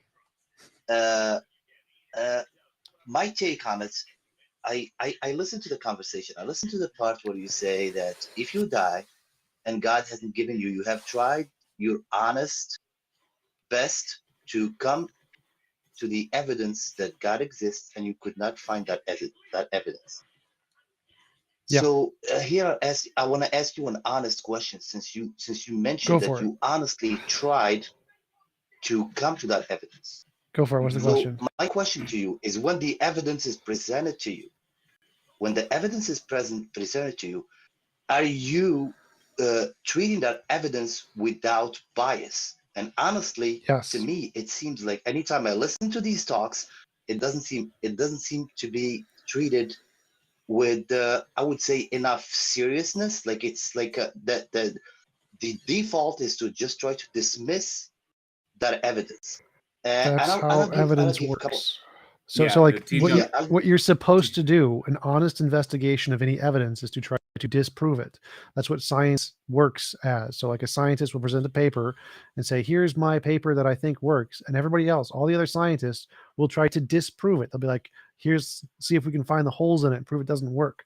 Because that's the honest way to investigate anything, is to show that it doesn't work. And if you can't, then it works. I'm Quick sorry, thing, Taco. I would Check say that group DM, please. that is half the truth. What What? you just said, that is half the truth. What do you mean? Because you would also try to see why it works. What? You would be trying both ways to see why it works and why it doesn't work. No. Yeah, and if When we you can just decide to figure out why it doesn't work, yes, and and if you we can ignore come up, why it works. yes, and if we can ascertain a naturalistic explanation for why a thing works, then we don't need the God. Well, so that's actually wrong. Okay. You don't try to ascertain why it works. First, you want to figure out, does it work? That's the question. So you try to disprove it. You try to falsify it. And if you can falsify it, then it does not That is work. not true, and I can prove it to you right now. Okay, That is go not for true, it. and I can prove it to you right now. Go for it. In mathematics right now, there is a stick on the wheel of mathematics, which is the Riemann hypothesis. And every mathematician will tell you that if the Riemann hypothesis is true, but they tell you that a lot of theories have been based on the fact that it's true, and everyone believes it's true. Nobody can prove it yet. Nobody, but no, wait, everybody one believes sec. it's Nobody true is because claiming it works. no one cares if mathematical objects exist. That's not the claim. So if you want a hypothetical like No. model, wait, stop. We don't care about math. Go. Math is conceptual. So if you want to claim like a mathematical object exists and you're going to prove it, we're going to try to disprove it. Mathematical proofs don't work that way. Mathematics and conceptual things are different, but we're talking about reality. You have a different problem. So like if you're saying God exists, you're making an empirical claim that you want to show it actually exists. This is not the same as a mathematical conceptual claim. And just to bounce off what they were saying, that is the difference between creationists and the people who believe in science. When we talk about subjects like the Big Bang, evolution, how planets form, you can go to nature, you can go to John Hopkins, we can go to different scholarly, medical, or academic sources, and we can compare and contrast. We can do different tests and try and make sure we can replicate them. You cannot do that with God, and I have never seen a theist who believes in God present, here is my paper for the replicatable methodology that we have for tying God to reality. Okay, would you like an answer for that, Amy? Sure, absolutely.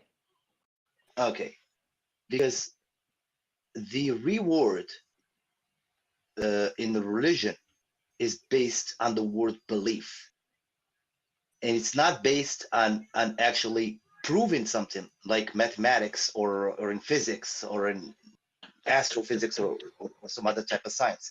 So it is a belief, and you would find that billions of people are satisfied with the belief. That belief is so strong in them that they worship God like if they could see him. Okay. Now, the question that I want to continue with what I was saying before is the fact that it is illogical. It is illogical for something to come from nothing. Sure. Now, it is a burden on you until you can prove that something does come from nothing. Then the burden of proof is on you. That's your position. Yeah, that's the theist. well, let me No one believes something came from nothing. Let me lay this egg before you boil it. Let me lay this egg Wait, before you boil it. before you do that, like, we don't believe something came from nothing. Nobody believes Yeah. that. So I don't know why you're That's bringing not it our up. position. Okay. So That's okay. technically, Your Honor, as a theist, that is your position, because there was God and there was nothing. There was God and nothing else, and then everything exists because God magically made it out of nothing. Okay, I'm That's gonna your create position. A new That's fallacy. not ours.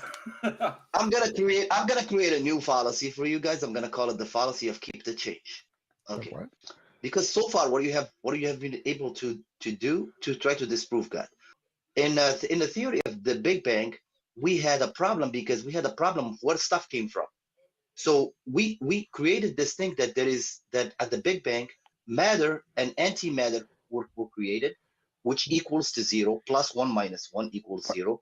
What? And for some unknown reason yet, we were left with some matter that didn't annihilate each other, and that's the universe we see today. So I call that the keep the change theory. What? And then none the of that, same thing none happened. of that matters. That's let- we have evidence to support this. This isn't just something we made up. So we have lots of evidence, like observations and predictions we can make to justify all of this.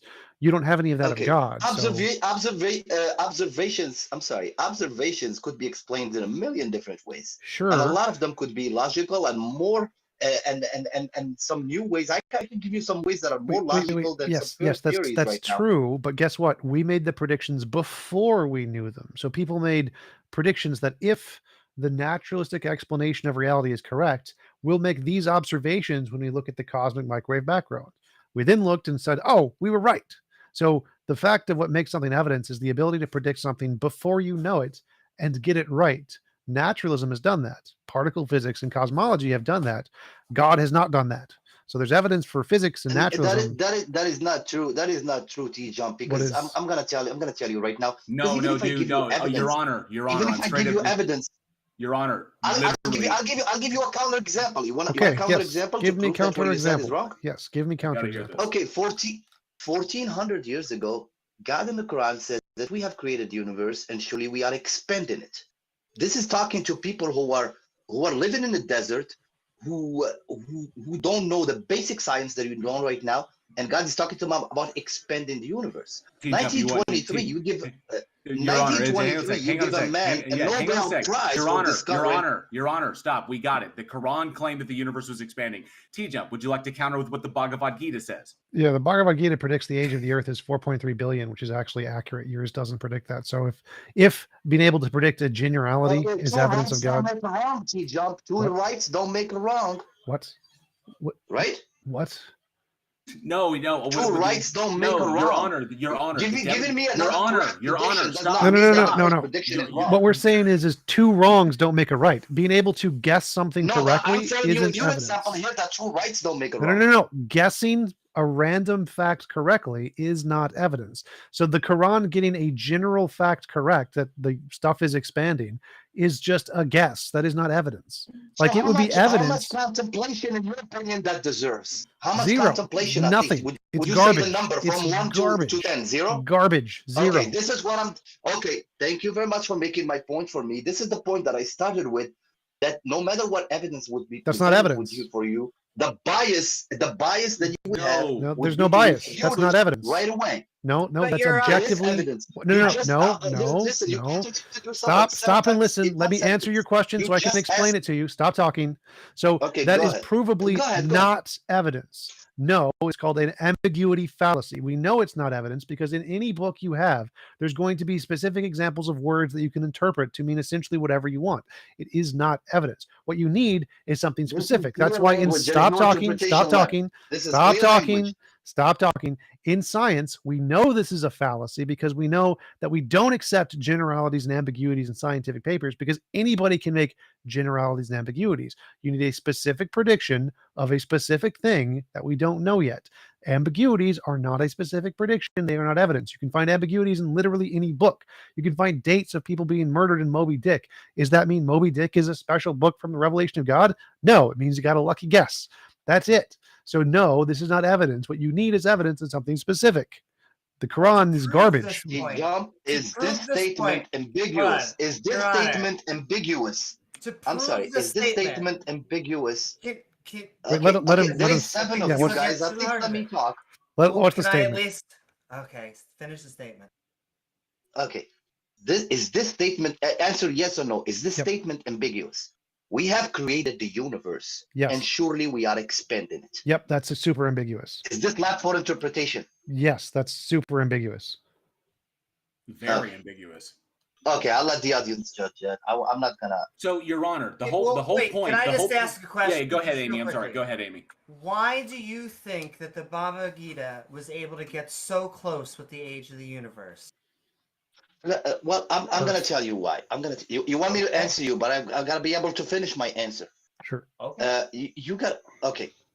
If I can, you see, we think that we have the absolute truth right now, and I can prove it to you right now. I don't know. I don't know how to send you images or proof or whatever, but I can prove. I can prove it to you, and I can back my evidence. For example, we think, and the common thing that we say is that people used to think that the sun and the moon and everything orbited around the earth. I can show you actual images of artifacts that have the sun in the center and it has the planets orbiting around it with the moon next to the earth. How does Now, this answer the would question? you say I have no idea. It doesn't. how does that answer the But I was question? waiting. How does that answer the question? How does that answer the question? How do you know what I'm saying? How do you know that those people at that time weren't given knowledge? Because they were wrong? That they weren't going based on their scriptures. Because they were wrong? What? Your Honor, I don't know where you're going with it. It's weird and irrelevant. I'm The whole answering- point. I'm No, answering Your the common Honor, example no, T-Jump Your Honor, gave me. stop. Your Honor, stop. The point of the question was, you said that the Quran is valid because it makes a statement in there about the expansion of the universe, and it says it very kind of ambiguously. We countered, or TJump countered, with the fact that the Bhagavad Gita makes a prediction about the age of the earth before they could possibly have known it. And that prediction is older because the Bhagavad Gita had been around much longer than the Quran. But by your logic, that means that what the Bhagavad Gita claims is also true. So, but you don't hold to Hinduism or Buddhism. You don't hold to. So which one is true, Islam or Buddhism? And I want to know why. That is okay. the crux. How did they get it right? They got something right. Okay, this is I'm assuming this is not a rhetorical question. You do actually want an answer. Yes, yes, it is a legit okay. question. Okay. In Islam, we believe in every religion that came before us.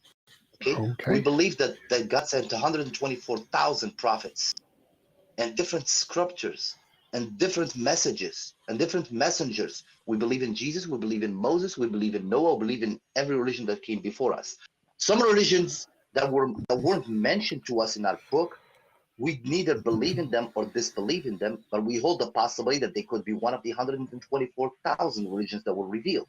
So if you tell me that somebody predicted the age of the earth in the Hindu civilization thousands of years ago, I would tell you that the possibility it could be one of the 124,000. So you just made the assumption that I don't believe in any of those. That's fair. That's fair enough. So So the question here is, if we put that in a paper, the quote about we created the universe and caused it to expand or something like that, if we put that in an academic paper, would it be passed as a genuine prediction in an academic paper, or would it be considered ambiguous? What do you think? It would be considered a prediction that came to be true. A book predicted that the universe was expanded when everybody thought the universe was static. No. Wait. Every The question was, would a person in a scientific paper think this was a genuine, accurate prediction or an ambiguity fallacy? Now, if you know anything about science, in my honest opinion, 100% yes. If that's all what you want me to say without saying anything. That's fine. That just means you don't understand science. So in science, for something to be specific, you're not allowed to put generalities like we created the universe and we caused it to expand. You need an expansion rate, a rate of prediction, a time period, a measurement metric, a confirmability, falsifiability. You need all these things. Just saying I caused stuff to expand without giving us specifics that could show you're wrong, a falsifiability criterion, is called an ambiguity fallacy. You know that is not true, TJump. It is true. You know what you just said is not true. No, it's exactly true. It's literally the scientific method. You know that is not true. You know that for years we've been just talking about a particle called... Stop. Listen, I could be your grandpa, TJump. Don't say kid. Your honor. Just stop. So no, what I literally said is literally the scientific method. You need specific predictions or it's garbage and no one cares about it. This is literally just basic science. If you don't know this, you know literally nothing about science. The reason we accepted general relativity, Einstein's theory, is because he made a specific prediction with an actual number that said that we were going to predict curvature of light around the sun that could be measured and was confirmed, along with many other predictions that could be measured and confirmed. None of those are in the gibberish that you read from the Quran. What you read in the Quran is called an ambiguity fallacy. We need specifics in science. We don't accept ambiguities. So, and TJump, correct me if I'm wrong on this, but Islam being one of the younger religions, one of the younger faiths, and Islam being aware of the other faiths that pre-existed it. So Islam, by virtue of just people interacting with one another. So Islam was aware, the Muslims were aware that Hindus existed, that Buddhists existed, that Christians existed, that these things existed prior to its own existence. Then Islam, or the Quran saying that Allah sent all of these prophets out throughout the world, and that's why other religions get things right sometimes. But Islam being the newest, isn't that post hoc?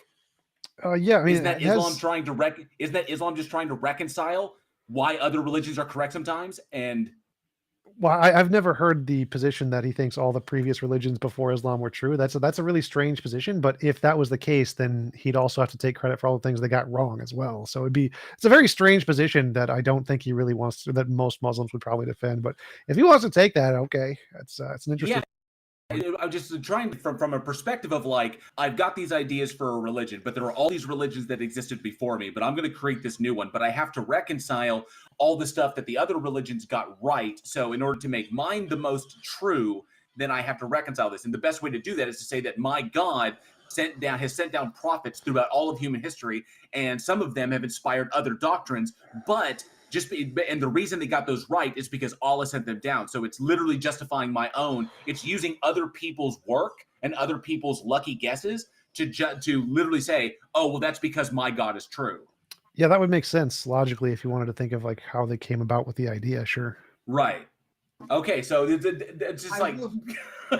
Well, I think this would be... I've never heard that either. I think that would, I guess, quasi fix a problem. However, when I hear that, it kind of Scientology-ish. Like, yeah, sure, we accept all the prophets. Then you get in, and they're like, it's really the Xenu guy. It's like some Mormon shit, you know? Exactly. And so, not only that, I think this is heresy. I think that if you were to go to a normal Sunni or Shia, they would say that it was only the people of the tribe. It was very specifically the Abrahamic. Now, I will say, at the end of this, we don't care, though. Like, I mean, it's a no true Scotsman to say you're not a true Muslim. You can be whatever you want. Maybe you have the right one. It's just... Wait, Christianity came before Islam, right? So that means that Jesus was true, Son of God, right? Because all the previous religions are true? You want an answer, right? Yeah, because you said all the previous religions that came before Islam are true. Christianity came before Islam, and Christianity says Jesus is God, right? Okay.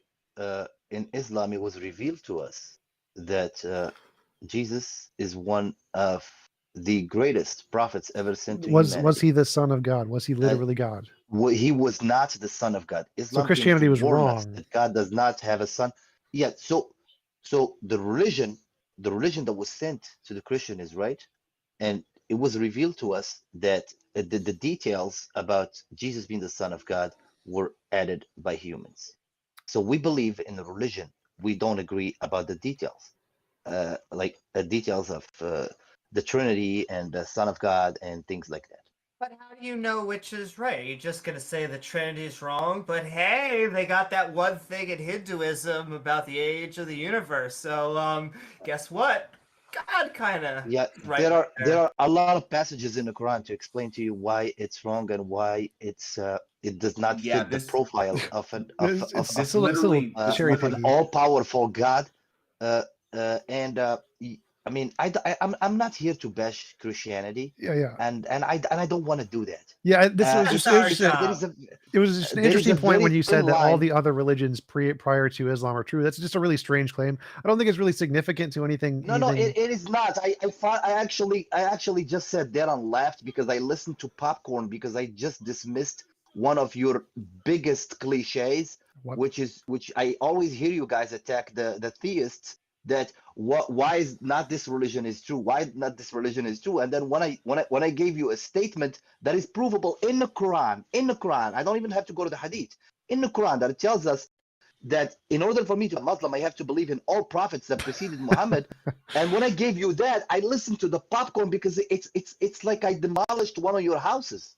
Honestly, no, I was laughing you at that. didn't. No, you didn't, because you stated something in the Quran that happened to be true. There's a lot of incorrect shit in the Quran as well, but you stated one thing in the Quran that happened to be true that somebody got right. Great. We stated we cited something that is far older. We stated something that we gave you evidence of something that is far older, of a prediction that was far older and far more accurate than what is in the Quran. And you countered with Islam has explained that because those prophets got it right because they were sent by Allah.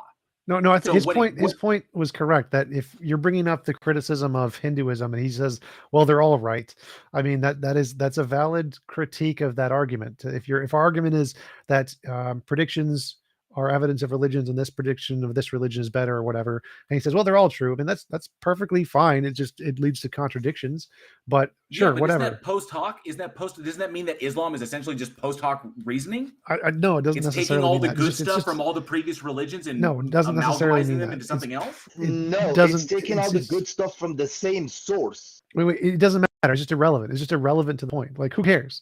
So our point is that the ambiguity of saying we created the universe and expanded isn't evidence, and it's not. It wouldn't be accepted in any academic paper that was relevant at all. And whether or not you want to claim that's like, I didn't bring up the Hinduism thing. That was, I think, JL mentioned it, and I talked about it, but it's not really important to the point whatsoever. Well, I brought it up to say that just because a book makes a correct prediction doesn't mean that everything that's entailed in that book is correct. It's not proof of anything. Well, let me answer you. Okay, let's follow the steps of what just happened. The first step is, in order for me to believe in a book, it needs to make a novel falsifiable or whatever prediction. And then after I give you that prediction, then you say, just because the book gives me the prediction, it doesn't mean it's true. And even if I go to step 3, you will go to step 4. This is called tennis. I call this tennis. No. So wait. Your first statement was correct. In order to make something believable, it needs to make novel testable predictions. One, usually not enough, but a novel testable prediction has to be specific. Can't be ambiguous. So ambiguous things are not predictions, because ambiguous things can be interpreted in many different ways. And if they can be interpreted in many different ways, that means that there's many different predictions being made. So it's not specific. It's not a prediction. So the problem with all the things in the Quran, and it's not just that one, all of the things the Quran supposedly predicts are all super ambiguous, and none of them actually say anything of value whatsoever. There is actually, the Hinduism example was a good example of an actually legitimate prediction. It's still only one, and it's not good enough because it's just one. But yes, you were correct that if you needed to believe a book, it would need to make lots of novel testable predictions and get them right. Then it would make it reasonable to believe. None of the holy books have ever done that. Even the collection of all of them have never done that. And so you don't have that. Okay. Listen, I do not like to keep going with these so-called novel Testable predictions. Okay, testable predictions. Yep. I don't like to keep going with those Why? because I know by experience, by talking to atheists, I know that it's gonna turn into a tennis game.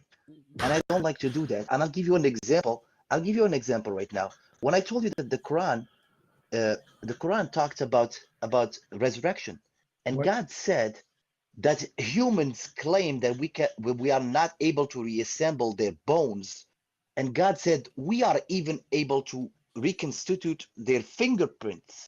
I mean their fingertips. This is what it says in the Quran. Their I'm familiar. fingertips. Yes, I know Okay, that so quote. let me lay this egg, please.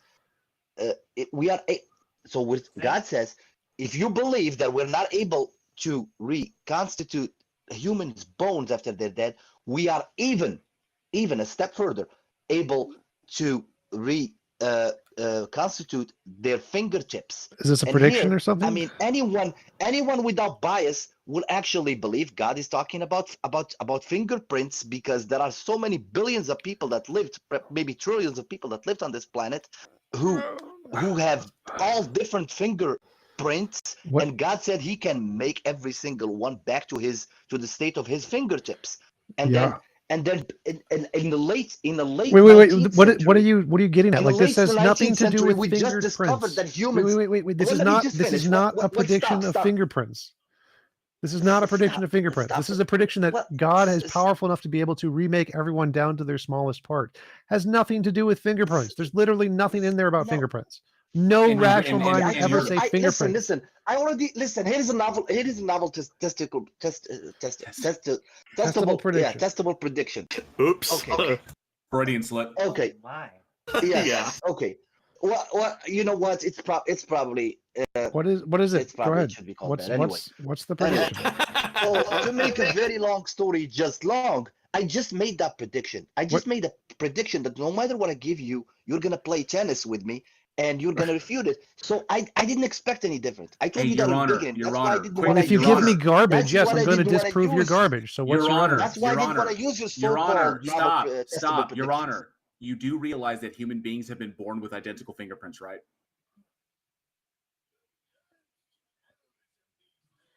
Do you realize there has been trillions of people? No, with, there has not been trillions of people. Your Honor, you do That's right. know that human beings have been born with identical fingerprints, right? Human beings that are not related, that are not like literally of the same family. That people have been born on the planet that have identical fingerprints. Okay, hold on. Let me ask you this. No. You know that, right? No, it's like Your Honor. No, do you it's know? not true. It's Yes, not it is true. I would know true. if It it's- is true. We literally not have true. we literally have cases on the books of individuals being sought out and being arrested for crimes they didn't commit because they shared the same fingerprints as the perpetrator. This Okay, is let me something tell that you has why. literally Well, happened. Let me explain to you why that is. Because let me explain to you. Okay, because in the systems we have to retrace fingerprints, there are so many criteria that we measure. Okay, and those criteria they could be refined. The same we talk about like on your screen right now. We talk about 360 or 480p or 720p or 1080p. The more detailing you go in, the more difference you will find. And it will go all the way from 10 to the power of 12 to 10 to the power of 60, the difference in a human's fingerprints. So if you use smaller criterias, okay, you will find that, but if you dig in deeper, you will find that those people do not have identical fingerprints. Okay, what's the point? Like, who cares whether or not people have identical fingerprints? What is, like, nowhere in the Quran does it point say is no that two God people have the talks same. about humans being okay. Where in the Quran does it say that no two you fingerprints asked are a the question same? you don't like me? You don't want me to answer? Well, no, There's already because seven. of you guys. wait. So the question is where in the Quran does it say no two people have the same fingerprint? Where is that said? That exact phrase. Okay, it also doesn't say TJump has different fingerprints than Amy. Yeah, where does it say the word fingerprints in the Quran? It also doesn't say TJump, Jamie. I don't know why I called you Jamie, but I don't. You can call me whatever you want. I don't care. your name? Where does it say I don't fingerprints in know. the Quran? This came out. Okay. This is tennis. What? This This is is not tennis. tennis. This is me asking you a specific question. Where does it say the word fingerprints? You keep bringing up fingerprints. I didn't bring up fingerprints. You did. Where does it say fingerprints in the Quran? It doesn't say it anywhere. It's Okay. not in there. Any honest person say that God for remaking a whole human being, God talks about not only that, I am Fingertips. even means even harder. I am even able to recreate his fingertips. Yeah. So And now, so what's so unique about the fingertips if it's not the fingerprints? Give me another prediction. If you want to it's the dismiss smallest, give me most another minute. prediction. What is it? It's because it means the smallest, most minute part of a human, and that's been used many times. Like, did everybody in that time period who used the word fingertips, did they all mean fingerprints? Okay, I'm gonna tell you what. I'm gonna answer you. That you see, Yes or no a would be lot of times great. I hear a lot of atheists say, Wait. well, I asked you a question. So the well, word the the things- word fingertip is used millions of times during the time period of Muhammad. Did they all mean fingerprints? that word nobody understood nobody understood that was something special about. Everybody Right. saw that they had fingerprints. Right. Nobody understood that it was special until the late 19th Right, century. right, because people use that And term a then lot, we will right? go back and reflect on the verse that says that remaking the Wait, fingerprints go back, of go every back, human go back. that ever lived is actually harder than making Go the back. human himself. Go back. So we understand that the word It's like the QR code. Stop. The word fingertip was used really commonly back then. It's a pretty common phrase to use to create someone to their fingertips because it's the smallest part of somebody, the most minute, insignificant part. And people would use is that not true. phrase. That is That not true. phrase is That is not pretty true. common. Yes, it is. And so it's not actually that surprising that That is not true. An Muhammad eyelash would is want smaller to than a praise. fingertip. No, it doesn't make a difference.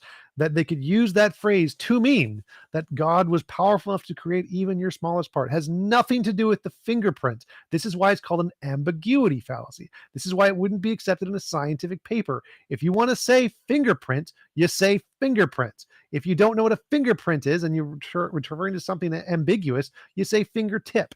That's why what everything in the Quran says is an ambiguity fallacy. If it was actually a prediction, it would just say fingerprint, problem solved. Well, let me answer you. Let me answer you, TJump. That wasn't a question. I started to answer you earlier and never finished. I'm gonna hope this time it's gonna work. I said, a lot of times I hear the atheists talking about, well, I'm not talking just about Islam, I'm talking about every religion. They say, well, they wait for something to happen scientifically and they look in their book and they say, ha, tada, here it is. Okay. And why don't they come up with something first? What? And then I have no idea what you're talking about right now. Come up with what first? Okay. So and then I have a verse in the Quran, which is a book of signs. No, it's not. Each Garbage. verse, each verse in the Quran, in Arabic is called ayah, which means sign. Okay, and God in the Quran, there is a verse that says that to each sign a time where it would be prophesized. So for example, the sign of the fingerprints was prophesized in the Quran 1400 years ago. Where does it But say the fingerprint destined anywhere in the time, Quran? What it would happen is when a human, this is not another God. Oh my This God! Oh my is God! a What you're human. saying is so A insanely human, another- stupid. just No, another stop! poop Stop! machine. Stop! Let me stop, let me stop, finish. stop. Let me finish. No, Well, no, stop. you've already Can I use gone the far stop enough. card? You've gone far. Like the fact that the Quran says an ambiguous phrase that refers to a part of the body, and then you discover something about that part of the body that we didn't know yet, isn't a prediction. That's stupid. That's literally dumb. If you think that's evidence, you have the dumbest criterion of evidence ever. Quick? Sure, go for it.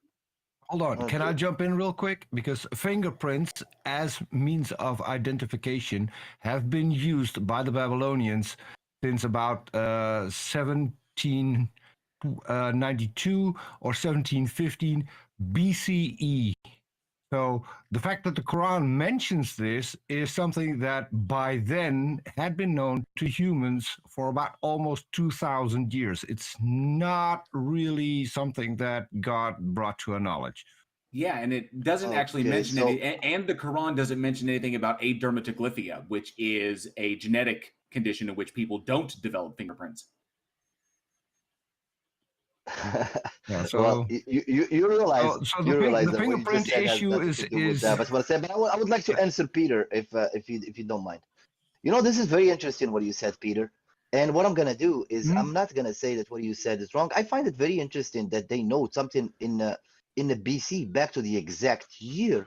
I mean, something like this. I mean, we're not talking about when some king was born or something. Literally We're talking- I literally said anywhere between 1792 and 7050. So that is not the exact year. But No, I no, can help you it out. is. It also was practiced in China at least 300 BC as a means of Okay. identification, not only the fingerprint but the entire palm print. Yeah, Actually, in the Chinese gambling, If in you ancient, just go look, in ancient Chinese gambling, if they you just put go a look number for- of fingerprints in the books with people's Well, names. can I just cut in Yeah, here for a so- second? I'm looking at the There are- Surah, and I want to ask the first question to you, Your Honor. Can I ask, what is the chapter name of the Surah that you're reading? Okay, I could not recall the chapter name. Oh, it's called The Rising Hold of on. the Dead. Hold on. Hold on. Let me think for a second. I terminology. didn't feel like Honestly, making an I effort. think at this point, I mean, It's called Al-Qiyamah. This is the problem with the Qiyamah. terminology Do you you mentioned know- earlier. Oh no, it's called El Qiyamah. Do you know what that's translated into English? Okay, I know exactly what it means, 100% what it means in Arabic. Uh-huh. I'll let you find the best effort translation in your language. Sure. It's called The Rising of the Dead, and I don't see fingertips. I see fingers. We are able to restore his very fingers. Okay, that's the translation, and that's not what it means. Oh no! Banan, It's supposed banan to be. is the last. Banana in Arabic. It says banana. Banana? It says bala qadirina ala. It's funny, but you know when I just joined Discord just for TJump. You know, believe it or not, I like TJump. Thank you, appreciate Hey, it. got a fan. You're welcome. You know something funny. You know, let me should call that say the something Minion between reference. parentheses. Listen. Something between parentheses. I had to accept the rules of Discord? Discord before I joined, and one of the rules says only English, and I was like, okay, Wait, so what? I guess I can't read you the verse. Well, What? I mean, I don't care if it's English or Arabic. Okay, the chapter is The Rising of the Dead. Give us the context Yes. why fingerprints would be in the chapter The Rising of the Dead. at this point, I think we could probably move on to the next person Probably. because we're just going back and forth about the Okay. Quran and everything that. Trust me, but Your Honor, I almost called you banana. Trust me, Your Honor, you can bring up whatever you want in the Quran. And most of us can probably knock it down. Peter Tucker will, because he's literally like done an entire expose with R and Ra on the Quran itself. Okay. It can all get knocked down. Okay, just citing the Thank Quran you. is not going. Well, Citing thank the you. Quran. Can I say? Your a Honor, closing can I finish? statement Can I and finish, goodbye? please? Your Honor, citing the Quran is not going to get you anywhere. All right. So just like if a Christian were up here and saying, "Well, you got to go to the Bible," that's not evidence. It's not evidence. It's so. Probably and can I find better say evidence the to come series back that with. we did, the entire panel, apart from Arn Ra, were all ex-Muslims that could read and speak Arabic. So there was no translation. The whole thing was done. Arn looked up different translations and then had the entire panel explain to him whether or not the translations were correct. So Okay, let me. Can I say a closing statement? Sure. I don't know who's the mod. Sure, go for it. Yeah, go ahead. Okay. go for it. Okay. First, I would like to thank Warren because he really did me a great favor. Because what he did, he just solidified the first point that I made when I joined in. Okay. The sentence that he said, whatever points you will bring from the Quran, we will knock it down. And this is exactly what I said in the beginning. He did not say we will process it and try to understand it and try to make a decision based on what you brought up. He said we will knock it down. I already predicted that. It's I know you will entailed. try to do that. It's entailed, Your Honor. Okay. No It's problem. entailed. Like literally, we'll knock it down because we've gone through this before. The arguments that Honor. you're No, the no, arguments no, you're no, no, no. the arguments you're bringing up are not new. These are conversations that we have had many, many times before. Also, Your Honor, I wasn't speeding. You can't prove it. No. Also, objection, Your Honor. Objection, Your Honor. Amy pointed out kind of the smoking gun, which is absolutely verified by anyone who's looked it up since she mentioned it, which is that there was extensive use of fingerprints for identification purposes in Babylon and in China and other places that's documented. The use of it for criminology is a recent innovation, but the use of it to identify family members and business deal partners goes way back. So I hope the next time that you're talking about these supposed miracles, that you'll do the intellectually honest thing and credit Amy for having informed you that that actually is not a good claim of prophecy. It's not a because it actually was prediction. They widespread. already knew it. That's Yeah. It's not a prediction. It's Okay, ex-events who they already knew. okay, so I would like you. I Send would like you to take the same statement. I would like you to take the same statement and give it to the scientific community, who credited a person in England in the late 19th century about discovering that fingerprints are unique and stuff. And this is what's over many books and many. How could they discover something that was known to humanity for thousands of years already? Okay, They didn't know at the time. you're gonna have. They didn't know at the time. So it's tell very them- simple. Just to get this through. Okay, they didn't know at the time. A lot of these discoveries around the world weren't compared until recently.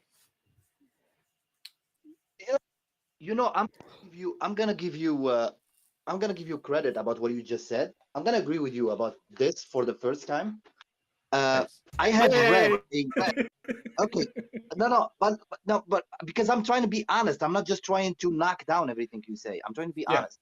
So I said, I remember in the late 90s, it was a prediction about 7 planet alignment, and it was credited to 2 scientists from our era.